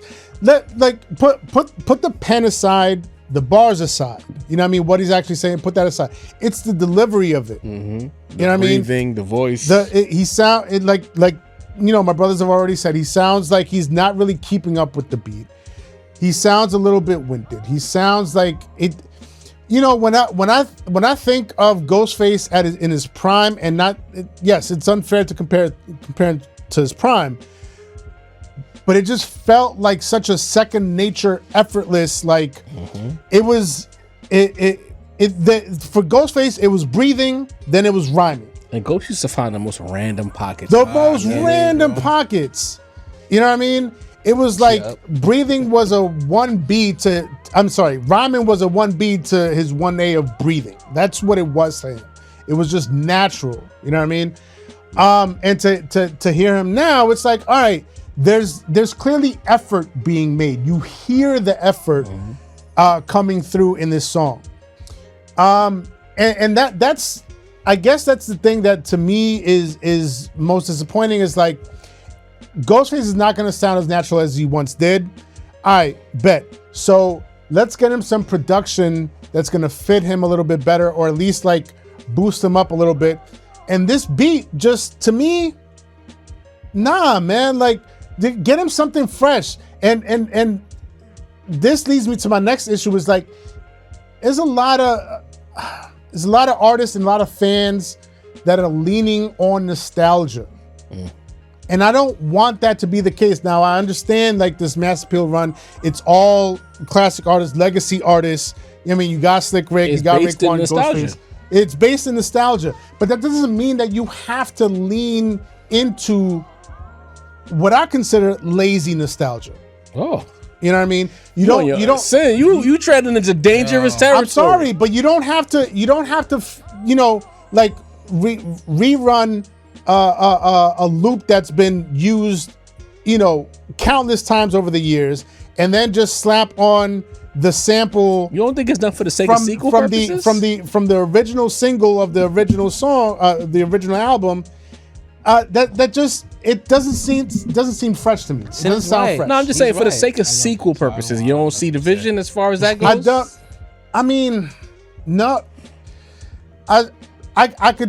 I could see using the sample from Mighty Healthy. Okay. In a more creative flipping it way. in a different, in a more creative way. But slapping it over that other loop, the My Melody loop, like, for the first single? For the first single, the first impression I'm getting off of Supreme Clientele 2 is this. This doesn't get me excited. It doesn't feel fresh to me. It just sounds like it sounds like you're trying to lean too much into the nostalgia and nostalgia baiting and getting people to follow you and get excited for this album just because it's gonna make them feel like, you know, how they felt in 2001 or in 88 or whatever. Damn. You know what I mean? And you can't recapture something. You can't recapture magic. Nah. You know what I mean? But maybe it's not about recapturing it. Maybe it's just giving you a little dose of it. You get what I'm saying? Like, it don't gotta be. If this Nas and Primo album comes out and the first single has the New York State of Mind sample, we're gonna be like, you're doing too much. Well, here's the thing. Unless it's fire. Actually, can I? Sorry. Because New York State of Mind came out in '94. In '99, there was New York State of Mind Part 2. And there was like a smidgen. A slice of that original sample from New York State of Mind 1. But it wasn't to the point where it sounded corny. Fair enough. Or sounded forced. This sounds forced. You know what I mean? Here's what I'll say. They added the extra piano keys. Here's what I'll say to that. And this is to bring this topic to a close and to give some grace at the same time, because we'll be hypocritical if I don't make this point right here. I think part of what they're doing, and maybe I'm overreaching and overanalyzing, and maybe they didn't even think of this shit, but based on what we've said in the past, you can't go to McDonald's and ask for a steak. Right? Unless you're getting the breakfast sandwich, and that's not even real steak, okay? If they know that their audience, they already know who's digesting this music. They're not reaching for, quote, new people. They know exactly who's going to interact with this music. I know, I see you shaking your head over there. But it's me. It's me. Let me cook. It's me, and I'm not happy. You're a snob. You're the outlier. You are the outlier. Yeah. You're the outlier. Okay? If they know who the audience is and it's based in nostalgia, if the demographics is 34 to 55 on the listenership, somewhere in that vicinity, heavy on the 40s and 50s, if they decide to dabble with sounds that they remember, that's actually smart business. Yeah, why you think people? They're pay not money doing this for the new samples, niggas. bro? Right. They're not even doing it for the snobs. They doing it for the niggas who just want to feel what they felt before. Right. Doesn't mean that it's right. That's a different argument. But based on what they've done thus far, is telling me that they have a clear idea of who's ingesting this music, who's coming to the shows, who's looking for a certain type of feeling. It's the niggas who want to feel what they felt in 94 or 98. They would have had named it that if they didn't want that feeling. You know what I'm So saying? even if I don't agree with the beat, I understand that they're chasing a common denominator of people who are looking for a particular feeling that takes them back to their youth or the shit that they like once upon a time. Yeah. Not the snobs, not the analysts, not the podcast, just the niggas who always spend their bread and go to every show. They being algorithmic in their own way. And there's a specific algorithm that's chasing that feeling, but I hate and that, they feeding bro. that. Yeah. Niggas gotta Right, pay. dog. Niggas gotta I get hate- their I hate- bag Right. still, sin. I hate that for them, man. I hate that for, you know. Sin is showing consistency. Yeah, right but now it's a because he would business. judge. You think about the art. Yeah, like get- he still gotta put butts in Look, the seats when he boom, put like- up I'm to not the mad tour. at Sin for his opinion. You mentioned more fish earlier. Mm-hmm. Ghostface did his own rendition of Know the Ledge on More Fish. Yeah. And when I tell you Ghostface bodied that, Yes. in a million What years, I year would was not, that though? It was like 06? 07. He was in his prime. If he can't stretch his No, voice no, the same no. way, But bro. what I'm saying is, he Fish literally Tales used 05, the same Know the Ledge beat, and it's such a Rakim classic. You can't ever imagine somebody lacing Know the Ledge beat as the way that Rakim did. But here comes Ghostface, and he fucking kills. bodied that shit. Yeah. He destroyed that record. You know what I mean? Another example, Raekwon, when he was putting out Cuban Linx 2, which we're about to talk a little bit Cuban Linx. Cuban Linx 2, the first single, House of Flying Daggers. Oof. Man, when I tell you, I heard that record and I'm like, Soldiers in oh the shit, front. because I was Let the worried. beat jump. The Yeah. same way that I'm worried about Supreme Clientele 2, We're all I working was worried together about with this. Cuban Links 2. Because Yeah. sequels, again, sequel, we Trepidation. got Blueprint 2. I was Sorry, writing it Tough. off. I was like, Same. Sequels, I was not confident in. But when I heard House of Flying Daggers, shouts to the late great Dilla, he produced that. House of Flying Daggers was just like such Crazy. a monster of Crazy. a record. Yeah, it was. And I'm like, Dilla did RZA better than RZA could Yeah. at this point. You know what I mean? And so it's like, it's those moments where you're like, shit can be done where it's like, you're still reaching back, but it can still be fresh. It's reaching back. It just doesn't feel or sound fresh to me. That's where I'm gonna leave it there. Nah. And that's why I say, like, for the analysts, the snobs, the podcasts, niggas with opinions, maybe not so much. But the niggas who have spent their money over the years and they're chasing a certain feeling, that's the audience. That's who we're gonna feed. And that's the niggas who screaming this shit is gas. We've seen it in the group chat. We've seen it online. We'll see it in our comment sections. Those people are the people who are satisfied with this music. And you know what? If that's what they chasing and that's who they doing it for, then you know what? Who am I to judge? More power to you. I'll take the L on that one. On the rarest of occasions, I'm willingly taking the L. But it's anniversary time. Yeah. See the purple tape in the cut over there? It's on the camera. Yes, can you bring that a little closer for the people down? Do that. The purple tape. I was a little taller than I was. You're not Mr. Fantastic, gang. Purple tape, anniversary. Purple tape. You know what I mean? And one thing that's always been established here at the Rap Roundtable, we support anniversaries. If you look on our logo, our OG logo, back when we had Linx and Leguizamo, Cecil's t-shirt has a purple tape on it. Yes. What year is this now, Sam, for the purple tape? 30 years. 30 years. 30 years of the purple Jesus tape. Christ. And catch the t-shirt. I didn't. Today in old niggas, we have the purple tape. Let them peep. Good Purple fit. tape. Sin 30 years in, bro. You know, this is all you. This is a showcase. This is since is 30 since years is the purple tape. Look, when people will talk about the purple tape, obviously Raekwon only built for Cuban Linx, and say, you know, this is the greatest album of all time. You know what I mean? Or it's my favorite album, or whatever it is. You know, obviously, you know, being a Nas fan, regardless of what some people out there might think, I'm a staunch Nas fan. Illmatic, fuck what they think. Illmatic is my grail. You know what I mean? Simbi Karen. But you're right. But when people say Raekwon only built for Cuban Linx is the greatest album of all time, or that it's better than Illmatic, I don't argue.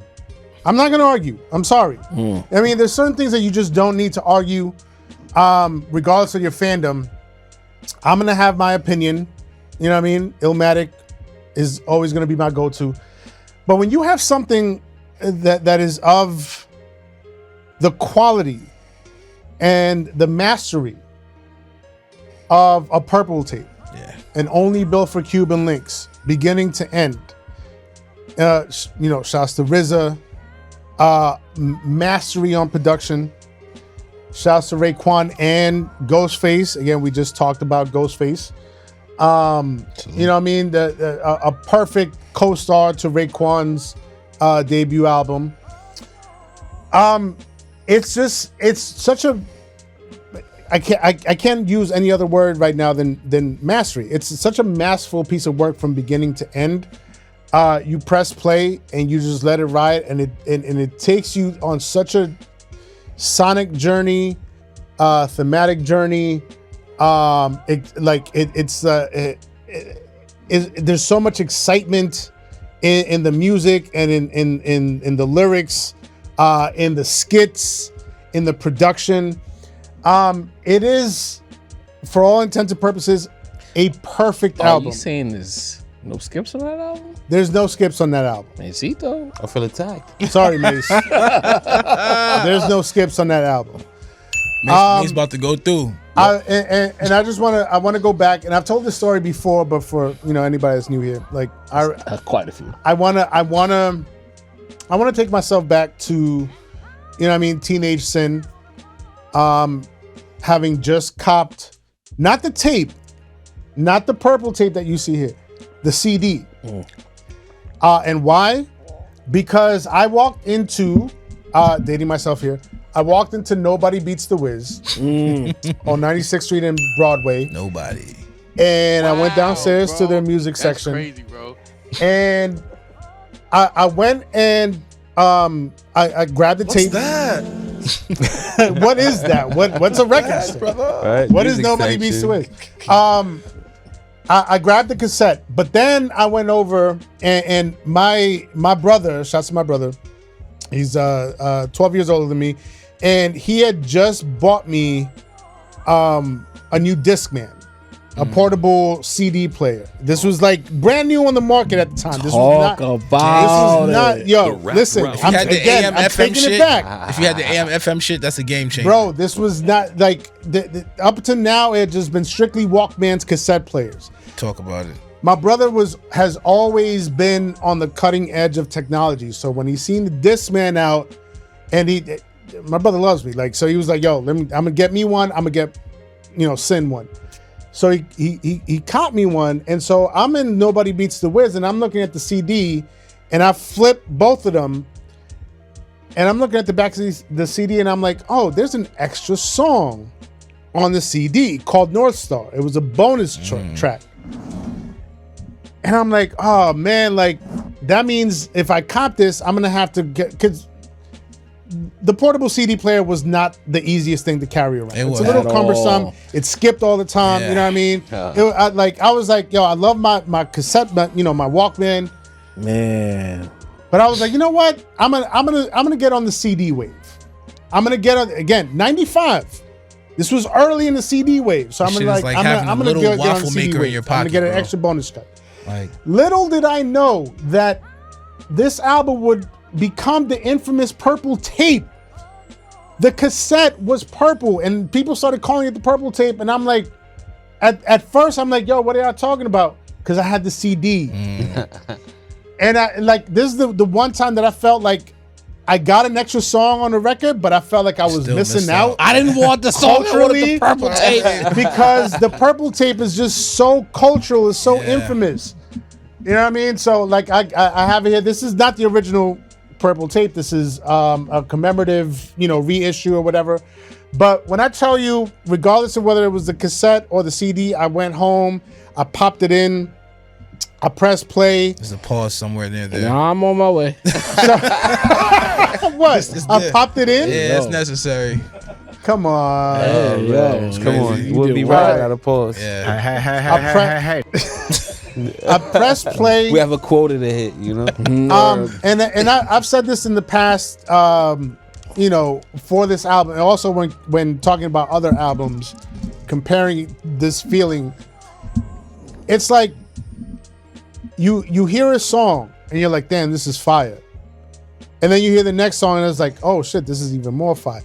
And then it just exponentially becomes You remember more when you and listen more to fire. albums planning to hit the skip at a certain point and then you just can get can't, pleasantly bro. surprised.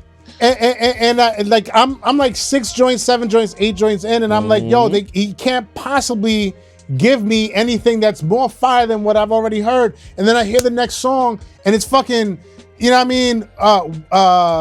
What's that? Ice Water. Ice Water. When I tell you, I still listen to that now, and I'm like, I don't understand how RZA, thought of fucking imagined making this fucking beat.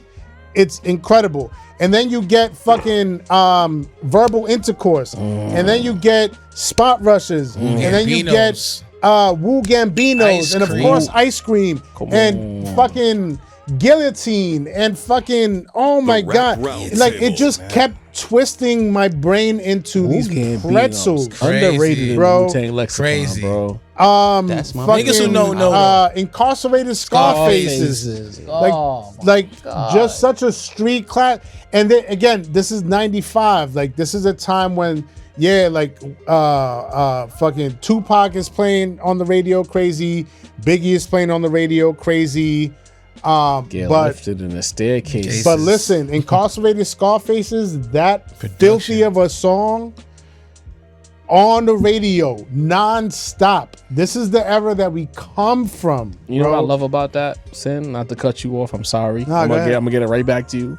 But that era, I remember like it might not have been a Wu-Tang Clan album, but the album was so woo that you know how you got the MCU and everything is connected. Like now these Wu niggas, they do their thing, but it don't feel connected. Like when that album dropped, it just felt like Wu at Jace. Like this is 37th Chamber. Like it felt like this was a sequel to 36. Like it was all part of the same collective. It didn't feel like it was veering off. The sonics, the verbiage, the lyricism, the features. It was in the same saga basically. Everything was still connected to the 36 energy. Yeah. As you were saying. Nah, man. And I just wanted to make sure that on this day, as of the day of recording this episode, right? We're recording this on August 1st, just, peeling the curtains back a little bit. I wanted to make sure. Niggas know we ain't doing this live. No, I know. They know it's not. Well, some people still expect it to be live. Some people will watch. There's a shout out to our Monday audience. Right. Some people will watch this episode when it drops, and they'll react and comment in a way where I know they think that it's live right now. You know what I mean? So there are those out there. And then there's definitely, our regulars that know it's pre-taped, but they don't know when it's pre-taped. This is being recorded on August 1st, the 30th anniversary of Raekwon, Only Built for Cuban Linx, one of the greatest, most iconic albums of all time. We're not just talking hip hop and rap here. This is any genre. Classic, masterpiece, iconic. Every one of those words describes that purple tape that you see up there. Talk about it, Sam. Well done. We had a topic to get to, but we're gonna save that because we are tight on time. We got Walt in the cut clap. Walt the Great. we're gonna add that to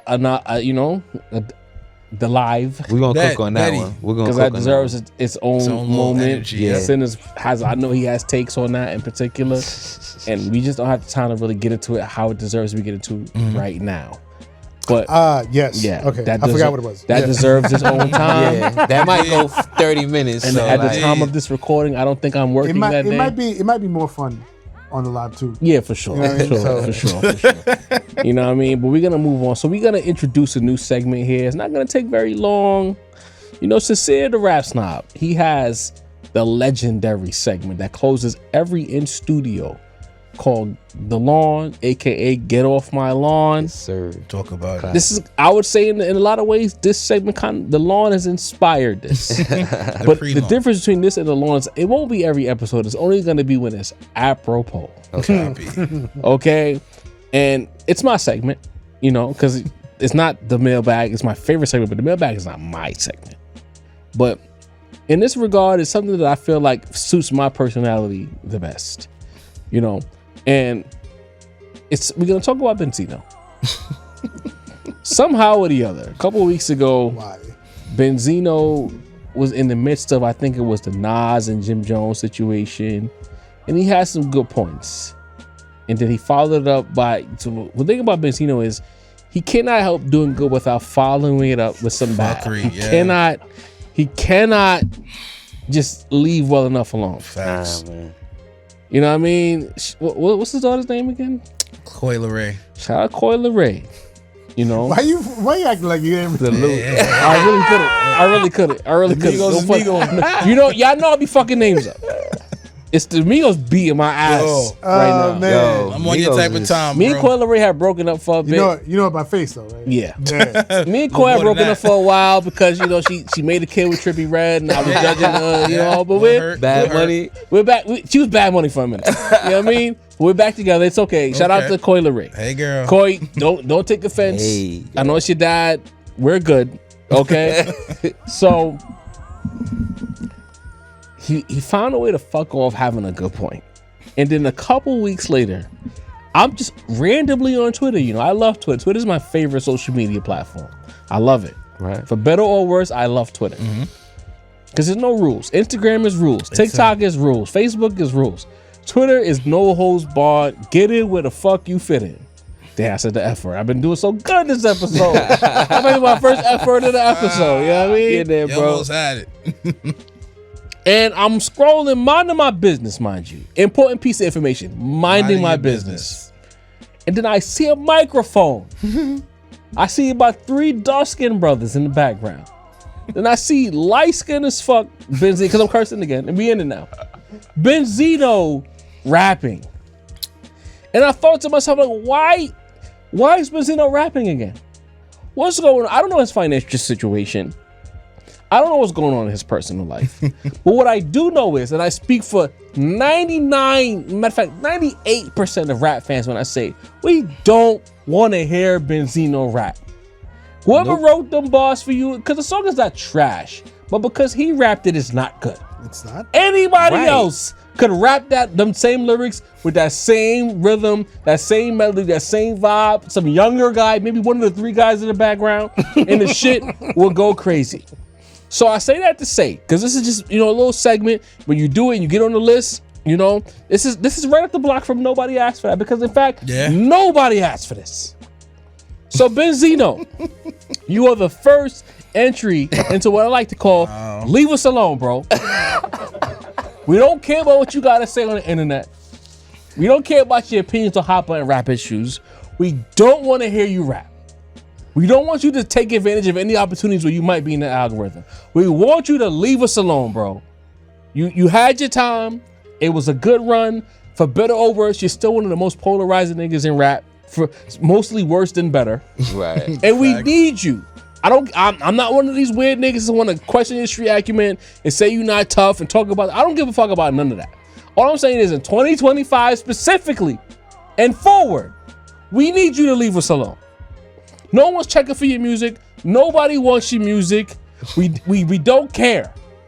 I'm pretty sure if you go to the comment section of that microphone in the air, that whole thing that's been done to death, Yeah. if you read the comments, 75% of the comments is cooking you, gang.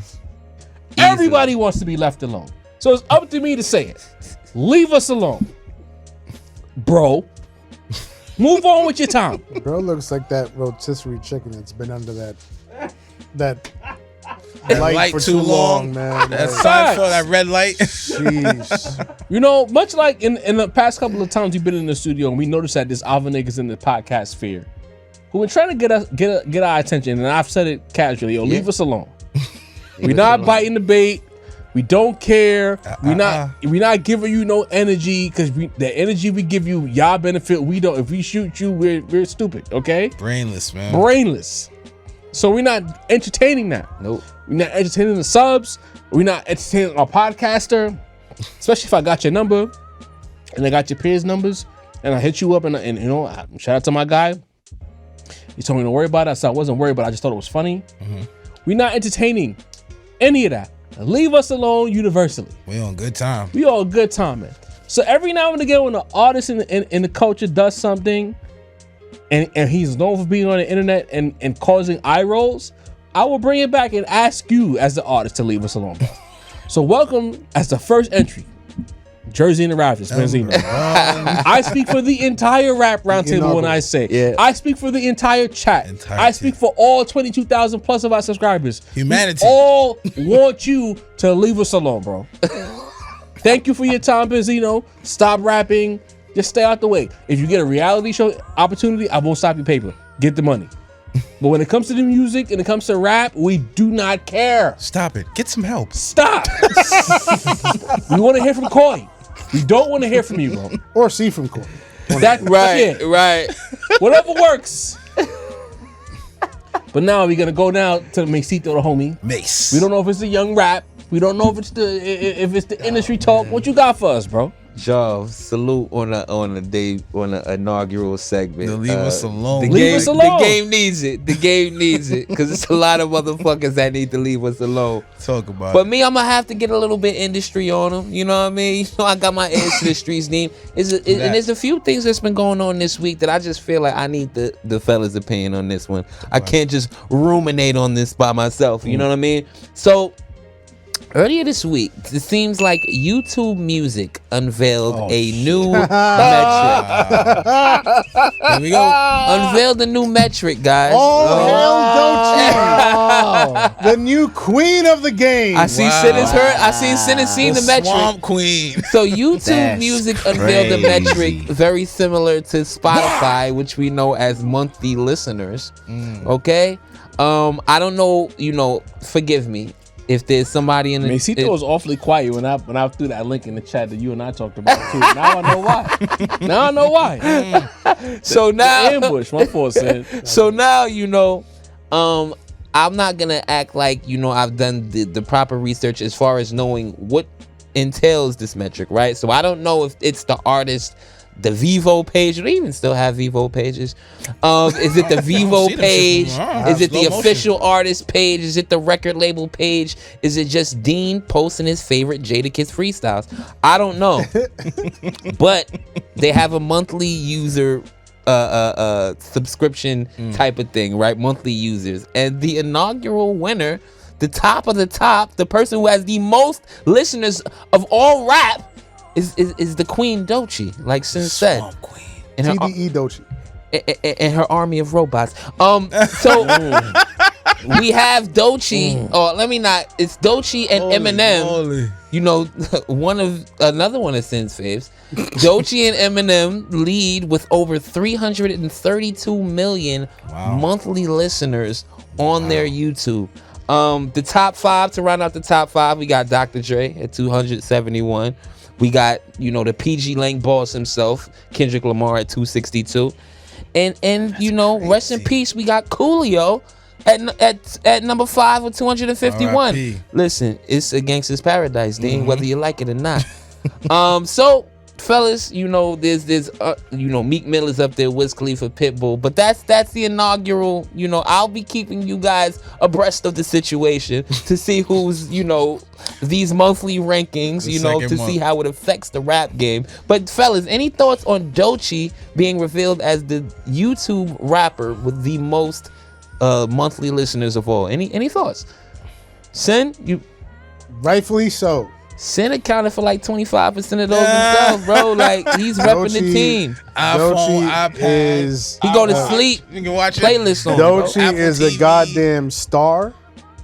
She is the next up in the game.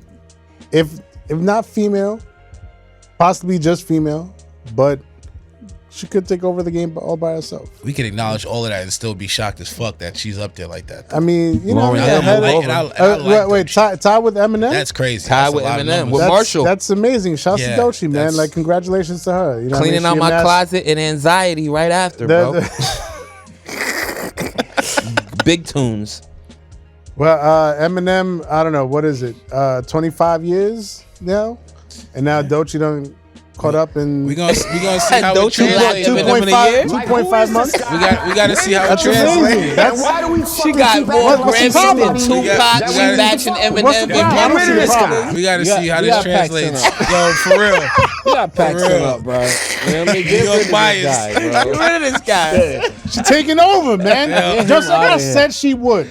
You know, I called it. Shit. Dini, your thoughts? Yo, that's crazy, bro. Ty was shady. Yo, we got to see what the next album does, bro. If that shit does like 10,000 copies, we know we on Terminator time. I'm just saying, we know we on T1000 bot time. That's crazy. That's a lot of viewers, bro. On par with Shady. Do you have a favorite Doechii song? Like I like Anxiety. I like Nissan. I like Wait, you do? Right. Yo, bro, we're not gonna act like I didn't give that album wild praise the day we talked about it. No, Anxiety is not on the. It's not. That's not even her song, bro. That's a fucking Sleepy Hollow song. Yo, don't do this, man. We gotta cut this out, man. We gotta cut this out. When we talked about the alligator joint, I gave it wild respect. No, you did. That was some of the best rapping I've heard from a lady and from a lady. No. From a lady. From a lady. She ain't Kiss, nigga. Come on. She ain't Nas, but she got some bars. I know you fuck with the project. I know you did. Yo, it was fire. It was a beautiful surprise. Beautiful surprise. Why you asking that, bro? Yo, I'm chilling, bro. I think it's different. Know, you know what I mean? Our local misogynist. I wanted to know. What's your favorite Doechii? She got some joints, bro. You know what I mean? She got some joints. I was wondering, Job, any thoughts? Are you good? Boiled Peanuts is fire too. Boiled Peanuts is fire too. What's that one? Boiled Peanuts. All right, she got some joints. Don't question mine though. My bone and feet. Then I'm asking you. You said I was a nigga who supported the album. Is that album? So on the album? Not. But I supported it. It's not on the album. Anxiety is not even a song. It's a Sleepy Hollow song. What the fuck? Oh man, God. That's the place why that crowd ain't know the lyrics. It ain't her shit. Man. Yo, I'm weak, bro. All right, Doe Chisel. Let me get my shit together, B. This nigga Mase, man. I just was wondering. You know what I mean? Like she's the most monthly listeners of all of hip hop. I wanted to know what you know what the streets were bumping. You know what? You know what? You be outside.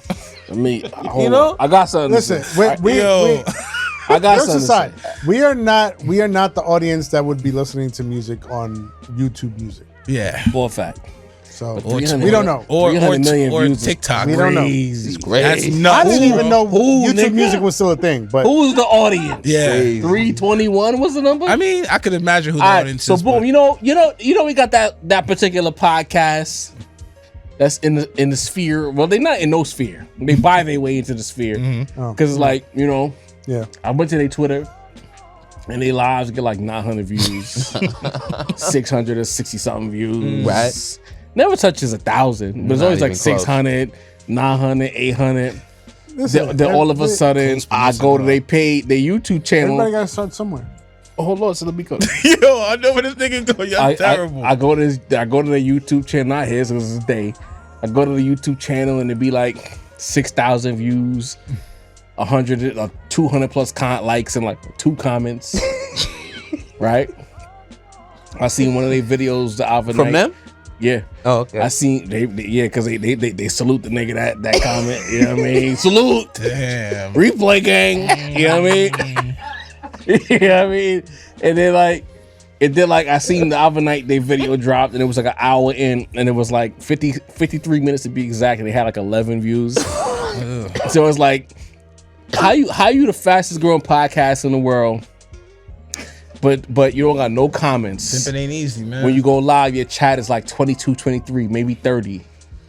Your viewership is 6-7K, 200 plus likes and 2 comments. So that means you're buying everything. When you go on Twitter, because you spend more time on Twitter, because niggas love the music videos. Right. Because when you drop the music videos, the shit go crazy. Right. So your Twitter audience actively avoids you. They actively avoid you when you get to talking. Blood, please. They look the other way. You coming down the So block. I say that to say, like, when it comes to Doechii, I'm looking at Doechii the same way I look at those guys. You know what I mean? Nah, don't do I'm looking that, at Doechii the same way I look at those Don't guys. do that. That's The a only lot of difference business, between bro. Doechii and those guys Oh my is God. there's actual ability, The there's skills. actual talent, Yeah. and there's actual real humans who support Doechii. But what they do is they use those real humans and then they just boost it up a bit. Because you seen that video I threw in the chat. If you got 321 million views on YouTube, And nobody know when, your words. when you on stage and you hold a microphone and you ask niggas to sing along, at 322 million, motherfuckers should know. They should be the lyrics screaming to your that. song. Niggas was quiet. Like, it was Niggas, you know when you at work and your boss asked you to do some shit that you wasn't trained to do? It was like, hold on, yo, hold on. Hey. I don't know. Wait. We don't do that here. They didn't train me to do that. But at 321 million That's viewers crazy. on YouTube, you're supposed to know the words. She lied on that resume, y'all. So not only am I, so basically I'm saying You said you had 300 million. 300 million views. You saw 11K first, but you got 321 on That's YouTube. crazy. So I gotta look at you like I look at the cosplayers. Much as man. Eminem. Oh, Only difference is she has real humans. She does. That support her shit.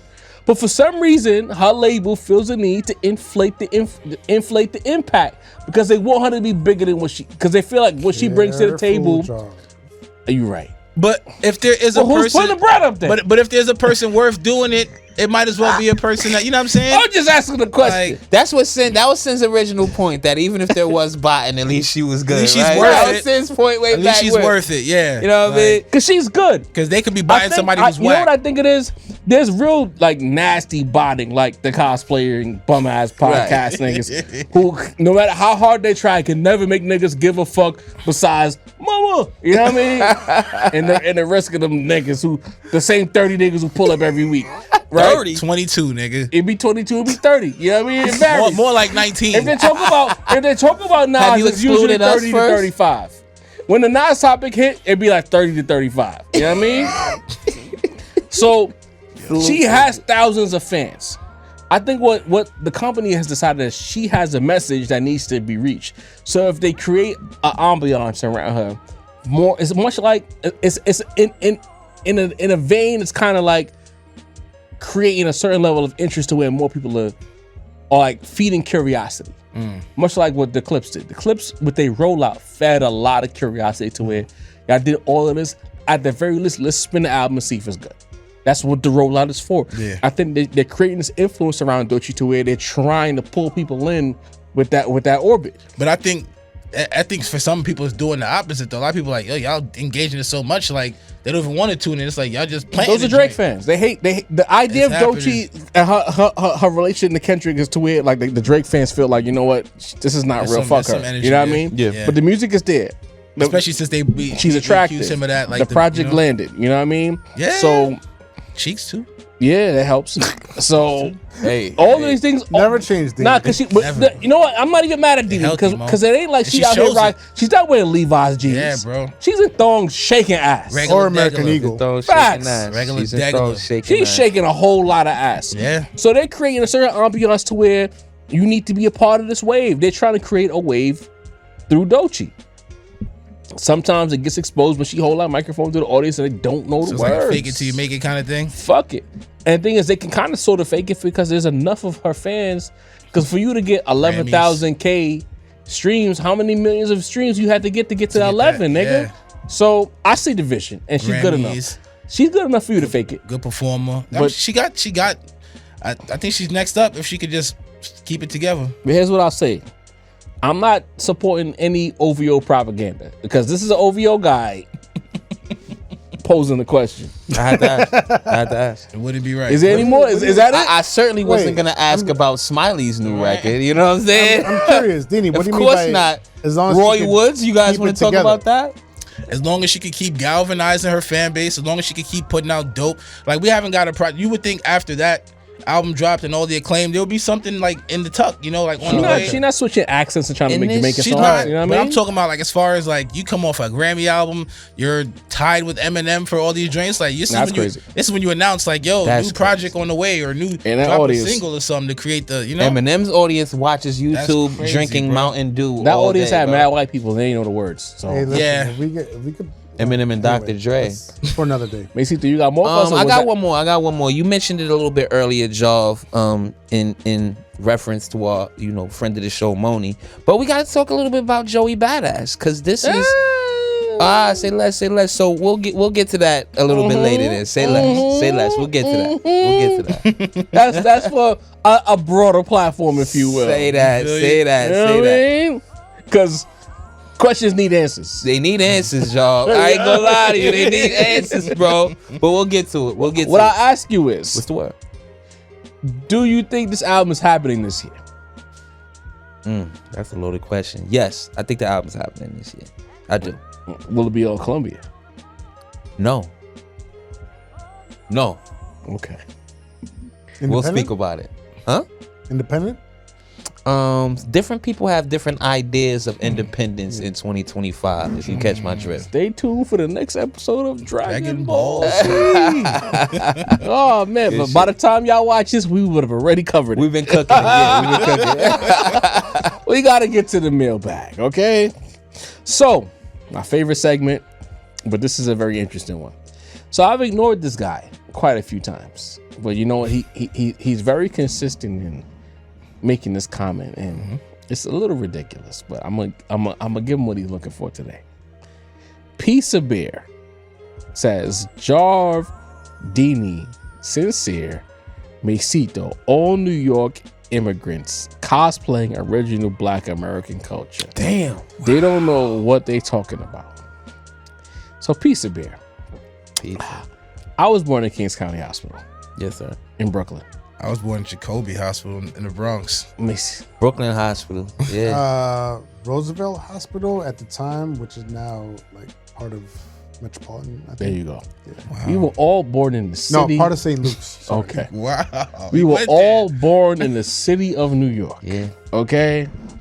59th Street. I don't know, but he's wrote this comment like 3 or 4 times. Wow. Now, to be fair, I come from immigrants. Sincere comes from immigrants. Diddy comes from immigrants. Masito? American. Yes, sir. FBA gang over yes, here. Sir. But shouts to Nasheed. There you go. But at the end of the day, we were all born in America. We were all raised in American principles. We all grew up in American public schools, in American streets. More so than Boss. You know what I mean? When we left the country to go visit our family, they looked at us as Americans. Yankees. Or in my country, they would ask you from outside. That was the phrase, are you from outside? Yeah, I'm from outside. Mm-hmm. You know what I mean? Because, in fact, we are Americans, Piece of Beer. I hate to break it to you, bro. It might be some Hispanic culture, some Caribbean culture, but we was all born right here in New York City. Talk about it. Hate to break it to you, gang. So you can write this comment 50 more times. You still won't be right. You know what I mean?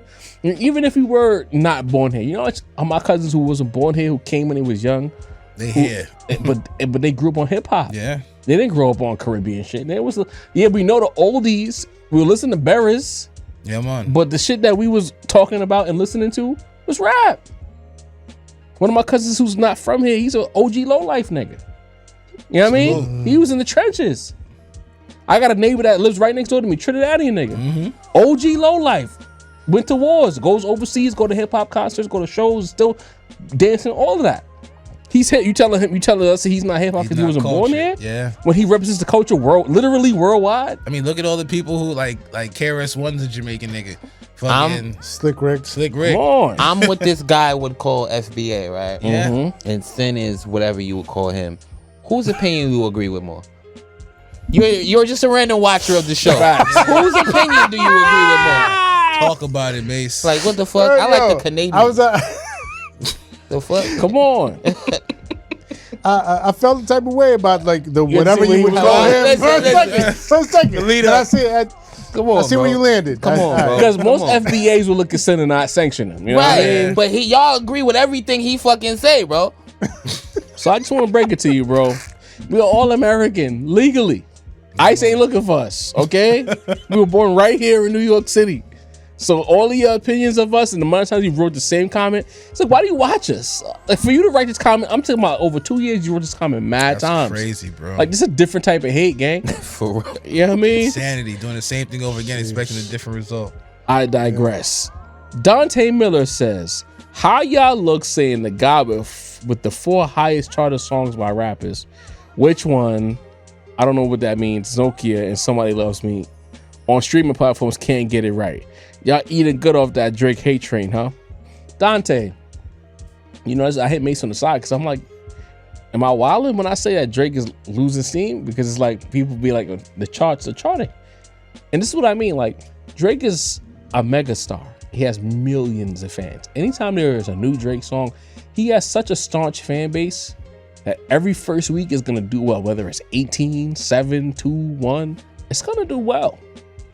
What I always repeat to y'all is it's the casual people who are not like necessarily specifically Drake fans, but they like Drake songs in the past who would run it up. They're not running it up like they used to. So he'll get the chart placement the first week. And then much like other artists, when he didn't have that problem, it kind of fades away. He had a record that was number 2 a couple weeks ago. What did I miss? Gone. Where's it at now? We don't even know. The number The one whole spot. rollout to it and everything. That's what you missed. What do you think the lawsuit is about? You think Jake says everything's Exactly, Macito. fine? Everything's fine, nothing to worry about here? No. He sees what's going on. He sees that the returns aren't returning at the same. The radio ain't playing the same. The charts ain't charting the same. Energy ain't the And he's saying they're plotting against me. Something's got to be going on here. Right. What did I miss? You can't disagree with what Drake is saying himself. You know what I'm saying? Like, you're saying ain't nothing to worry about here. We all good. We still doing our thing. But Drake and his camp are suing his record label because things aren't going the way they're supposed Because to be the going. staying power ain't staying how we Right. used to stay. So, you know, whatever you feel the reason is for it, I kind of agree with y'all's reason more. But whatever you feel like the reason is, there is some sort of issue going on right now. That's all we saying. So it's like, I want y'all to understand that. Chart placement don't mean that everything is fine. Still, a Drake record falling to an 18 a second weekend A Drake First. dance record? that's crazy, bro. That's crazy. Yeah, 18? That's cause With for the super hottest alarm. young rapper out, that was the Central recipe C. for the last 15 Nike years. Tech God. There you go. Now we got to get into a little bit of the negative. Y'all know how it goes. It's cooked. Kevin Winley, 7872 says, y'all starting to sound corny. Started? Brian Pumper, BP, says, Wow. the pause jokes are corny no matter how y'all try to and explain it. My nigga's Y'all name 40 was years Brian old. Pumper. I'm not hold listening on. to nothing. Hold on. Wait, it get Cooked. Stop My game. bad. Stop game. I'm gonna let you cook. Trust me. Stay right there. Y'all 40 years old. Come on, man. I can understand teens or young adults, but y'all grown ass men. So Brian Pumper, when it comes to Kevin Winley saying that we sound corny, the numbers say otherwise. Hate to break it to you, champ. Niggas is fucking with us more than ever before. So if we starting to sound corny, we'll sound corny with the rest of the niggas hitting like, share, and subscribe. We just got over 22K. Everything, when YouTube has the YouTube Studio app, everything is either green check mark or green pointing upward. So if we starting to sound corny, we don't need niggas like you around. You feel me? Brian Pumper said, cause I think Sin responded. I'll never not. And be he funny. said that I'm 19 years old, so what does that make you? So I wanna, before I pass the rock to you, Dini, I just wanna make something clear. There's no way that you will call yourself Brian Pumper at 19 years old, because you wouldn't know that who nigga Brian was, Pumper like- is if you're 19 years old. You get no bitches. you beat off to Brian Pumper, you weird Yo. nigga. You watch a lot of his work, you weird nigga. a porno nigga who they said was gay. You're right. And you named yourself saying that. Pause is out of line. And you mad that we say Water pause? is Weird nigga. As you were, Dini. Yo, like, cut it out, bro. Get a pair of scissors and just cut that shit the fuck out, man. That shit is crazy. Jeez. Get a pair of scissors and cut it the fuck out his legendary on Or lowest of keys. Brian Pumper, you can just blame Dame Dash like we do. Facts. Brian Pumper is crazy though. So He's Mase, cracking eggs on them hoes. Nah, but real quick, Go ahead. I do want to add that I just recently saw a clip. It was a clip of the cast of the Fantastic Four, the main, like the Fantastic Four. Yeah. And like the interviewer was, asking a question or making some comments or whatever. And in the midst of it, she said, Kirby? and they just gobbled it up. pause.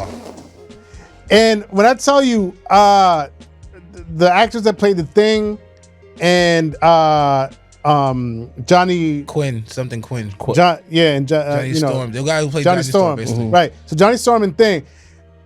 Johnny Storm looked immediately. He was like, Hey yo. and bro that plays Thing could not keep it together, bro. That man he just looked down, covered his face. Funny. Bro, That's the point. Hilarious. She said they gobbled it up. Bro. There's nothing But hey, homosexual about that. They did gobble it up, beloved. It's like, hey yo, you know what I Hey, mean? yo. Pause. As we kind of tell y'all, Bro. hey yo don't mean anything related to no homo. Hey yo, she's like, yo, that sounds Cautious crazy. is out of line shit. women This is- say pause, bro. Facts. Like, be around And he's women, a grown, please. and bro that plays Thing, like he's An older dude, not a grown. young dude. Yeah. But it was an He's ayo like our moment. age, Dude you from know the what I mean? bed. Yo, Yeah. like the PG Yo. version is that's what she said. Okay, you guys remember that, right? You guys remember that? The Michael Scott. And listen, we watch The Office all the time. Yeah. That shit is always funny, bro. Classic. Always funny. So now we got a positive comment from Macito. He says, G White. This is from our live where we talked about the Freddie Gibbs project. I agree with part of Mace's sentiment. The Clips album offers more diversity while Gibbs sticks to a single sonic chamber. That said, even within that limited soundscape, Gibbs delivers a variety of tonal colors. The Clips project has a broader beat selection, though it lacks the nuance that Alchemist consistently provides. As for which album is better, it's still too early for me to say definitively. What I do know is that Clips clearly has the stronger features. Either way, I appreciate that perspective, Mase. G White. I'm glad you didn't say that. You might have replaced me on a podcast. You articulate mofo. But you cooking. It's got you know the what I mean? broader color. You know what I mean? Jesus Christ. He took my job. But he cooking. For me, it's like I mentioned, the MCing on the clips, and I get the variety. To me, it's like it's Kobe and Shaq. You know what I mean? Yeah, Kobe man. could turn around. Kobe can reverse pivot. Kobe giving you 3-pointers, free throws, fallaways. Shaq just drop stepped and dunked, but they both was dropping 30. Yeah. That's how I Yeah. feel about the two albums. Facts. All right, Sincere the Rap Snob. Which one is the more triumphant, though? Yo, Which one is more viral? Made something like $200, y'all. Wow, bro. That's crazy, bro. wow. Mace is up, man. I need my shit in cash, nigga. Sincere the Rap Snob, this one is for you. Yo, Mr. D66M says, for me, the qualities that define the lyricist are 1, original quotable bars that stand the test of time, and 2, vivid, engaging, and relatable storytelling. Clips are great, but I feel there's too much reliance on one-liners and little sense of story, whereas Freddie is kind of the opposite. Story heavy, but less impact. What are your thoughts on that comment? he is living in Bizarro world Okay. because it's literally the opposite, especially when it comes to Malice. I feel like Pusha T will definitely give you the more one-liners, the more quotables, the more like I'm gonna say this because it's some fly shit, and people will remember it and repeat it. But Malice does nothing but world build. That's literally all he does. Like if he has a 16, the entire 16. Here's the thing about Malice, especially on this album. He's gonna have the quotable bars, the quotable lines, if not like 2 lines. But the entire verse itself, the entire 16 or 24, however much he rhymes, it builds such a story arc from beginning to end that it's just like, not only do you get the quotables, but you also get the full story arc. You get the full picture of what he is trying to convey in such a vivid fashion. With Freddie Gibbs, I love Freddie. He's hilarious to me. Freddie is a funny ass rapper. Yeah. Menace. You know what I mean? But I definitely, feel like he will jump from punchline to punchline, or from like one funny bar to another funny bar that has nothing to do with each other. It's just him like, I think these things are gonna land. They're gonna be funny. People are gonna enjoy them. So I'm just gonna say it. You know what I mean? But he definitely has some songs where he, builds worlds. But for the most part, he's just trying to like entertain you, which I also appreciate. But I feel like his take is literally the opposite of real life. Okay. Now let's leave on a positive. I got a few positive comments to get to. Billy Royale 43 says, "Good work, fellas. We appreciate it."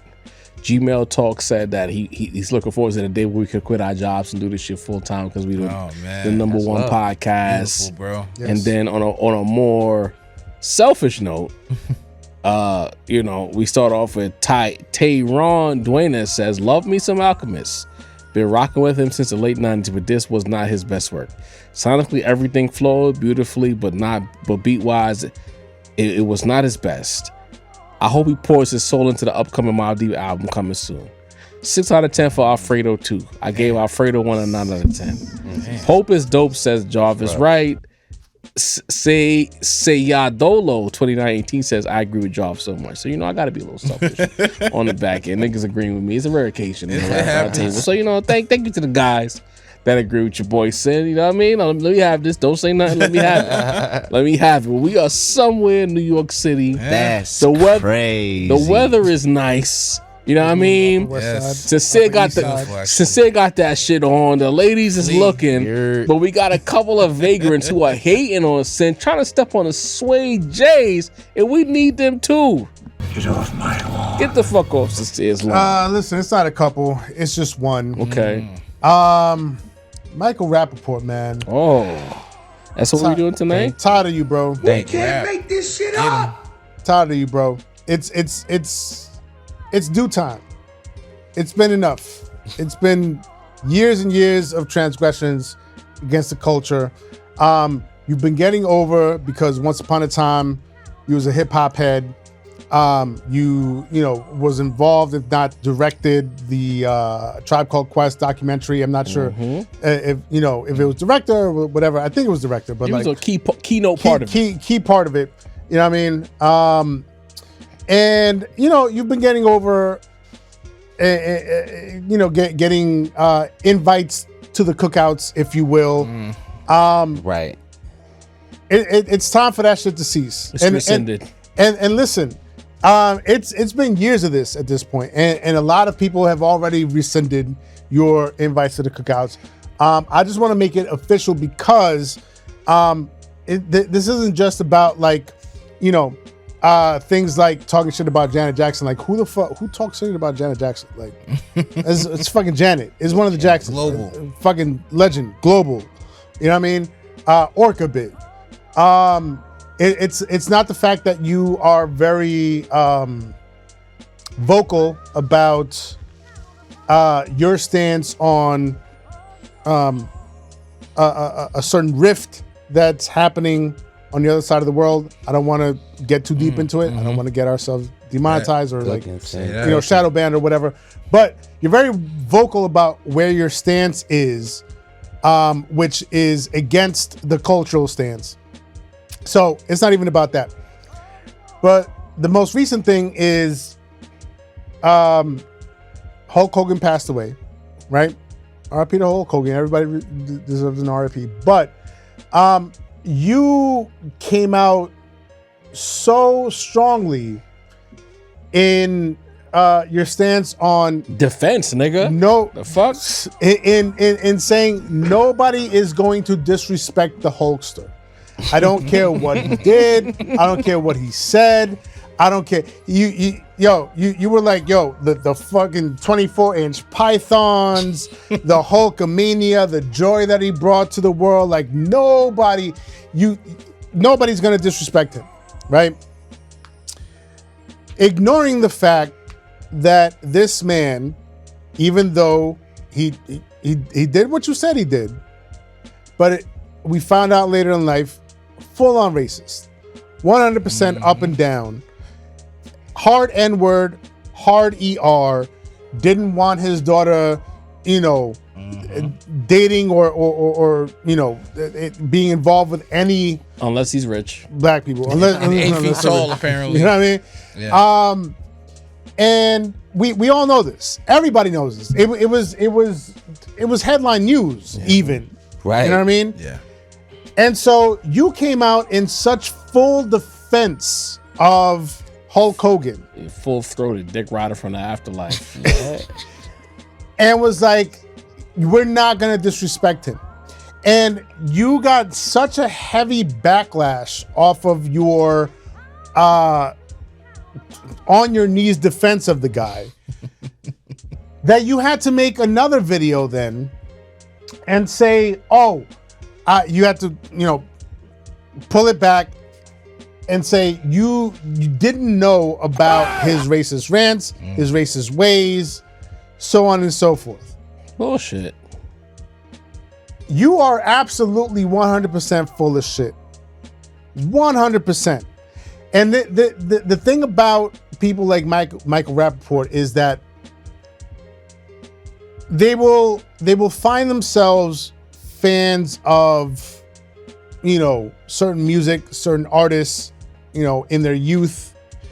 But later on in life, when they become an old white man, right, he went there. like he is now, they will absolutely settle into that identity of being an old white man.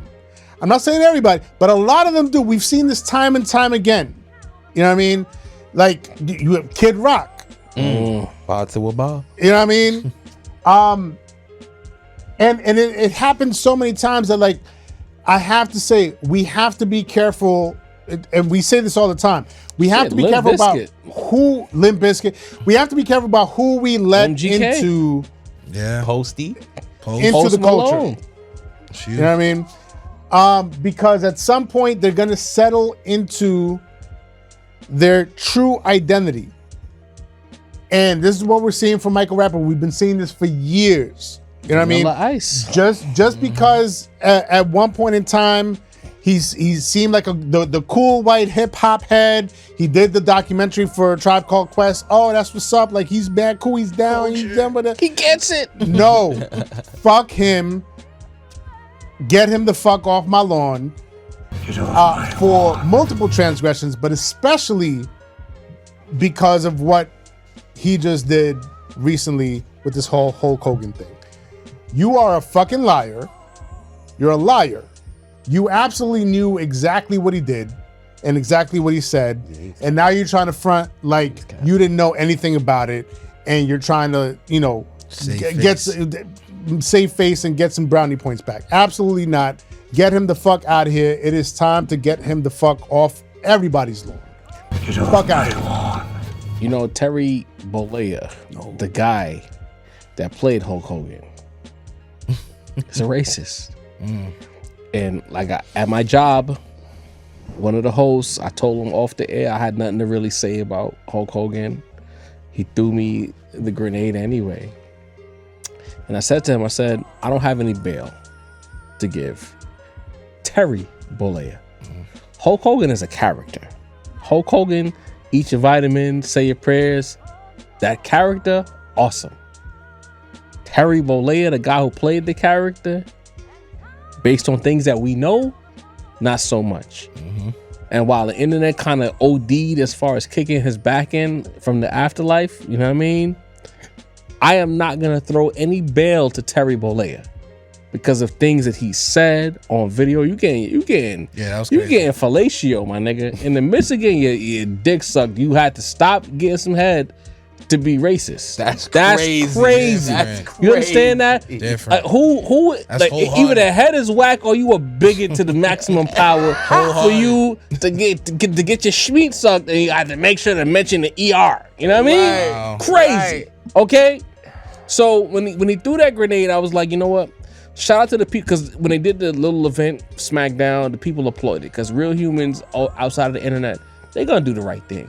When you on that phone or that laptop, you gonna be your true self, because nobody can see you. So I'm not gonna shoot bail to the. If they want to kick us back in, I'm not throwing my body in front of that, because he did some nasty shit. Right. Yeah. When it comes to Mr. Rappaport, because of who Terry Bollea has proven himself to be, not reportedly, it's on wax. Yeah. You know what I mean? Your daughter was dating a black guy, you had a problem with that.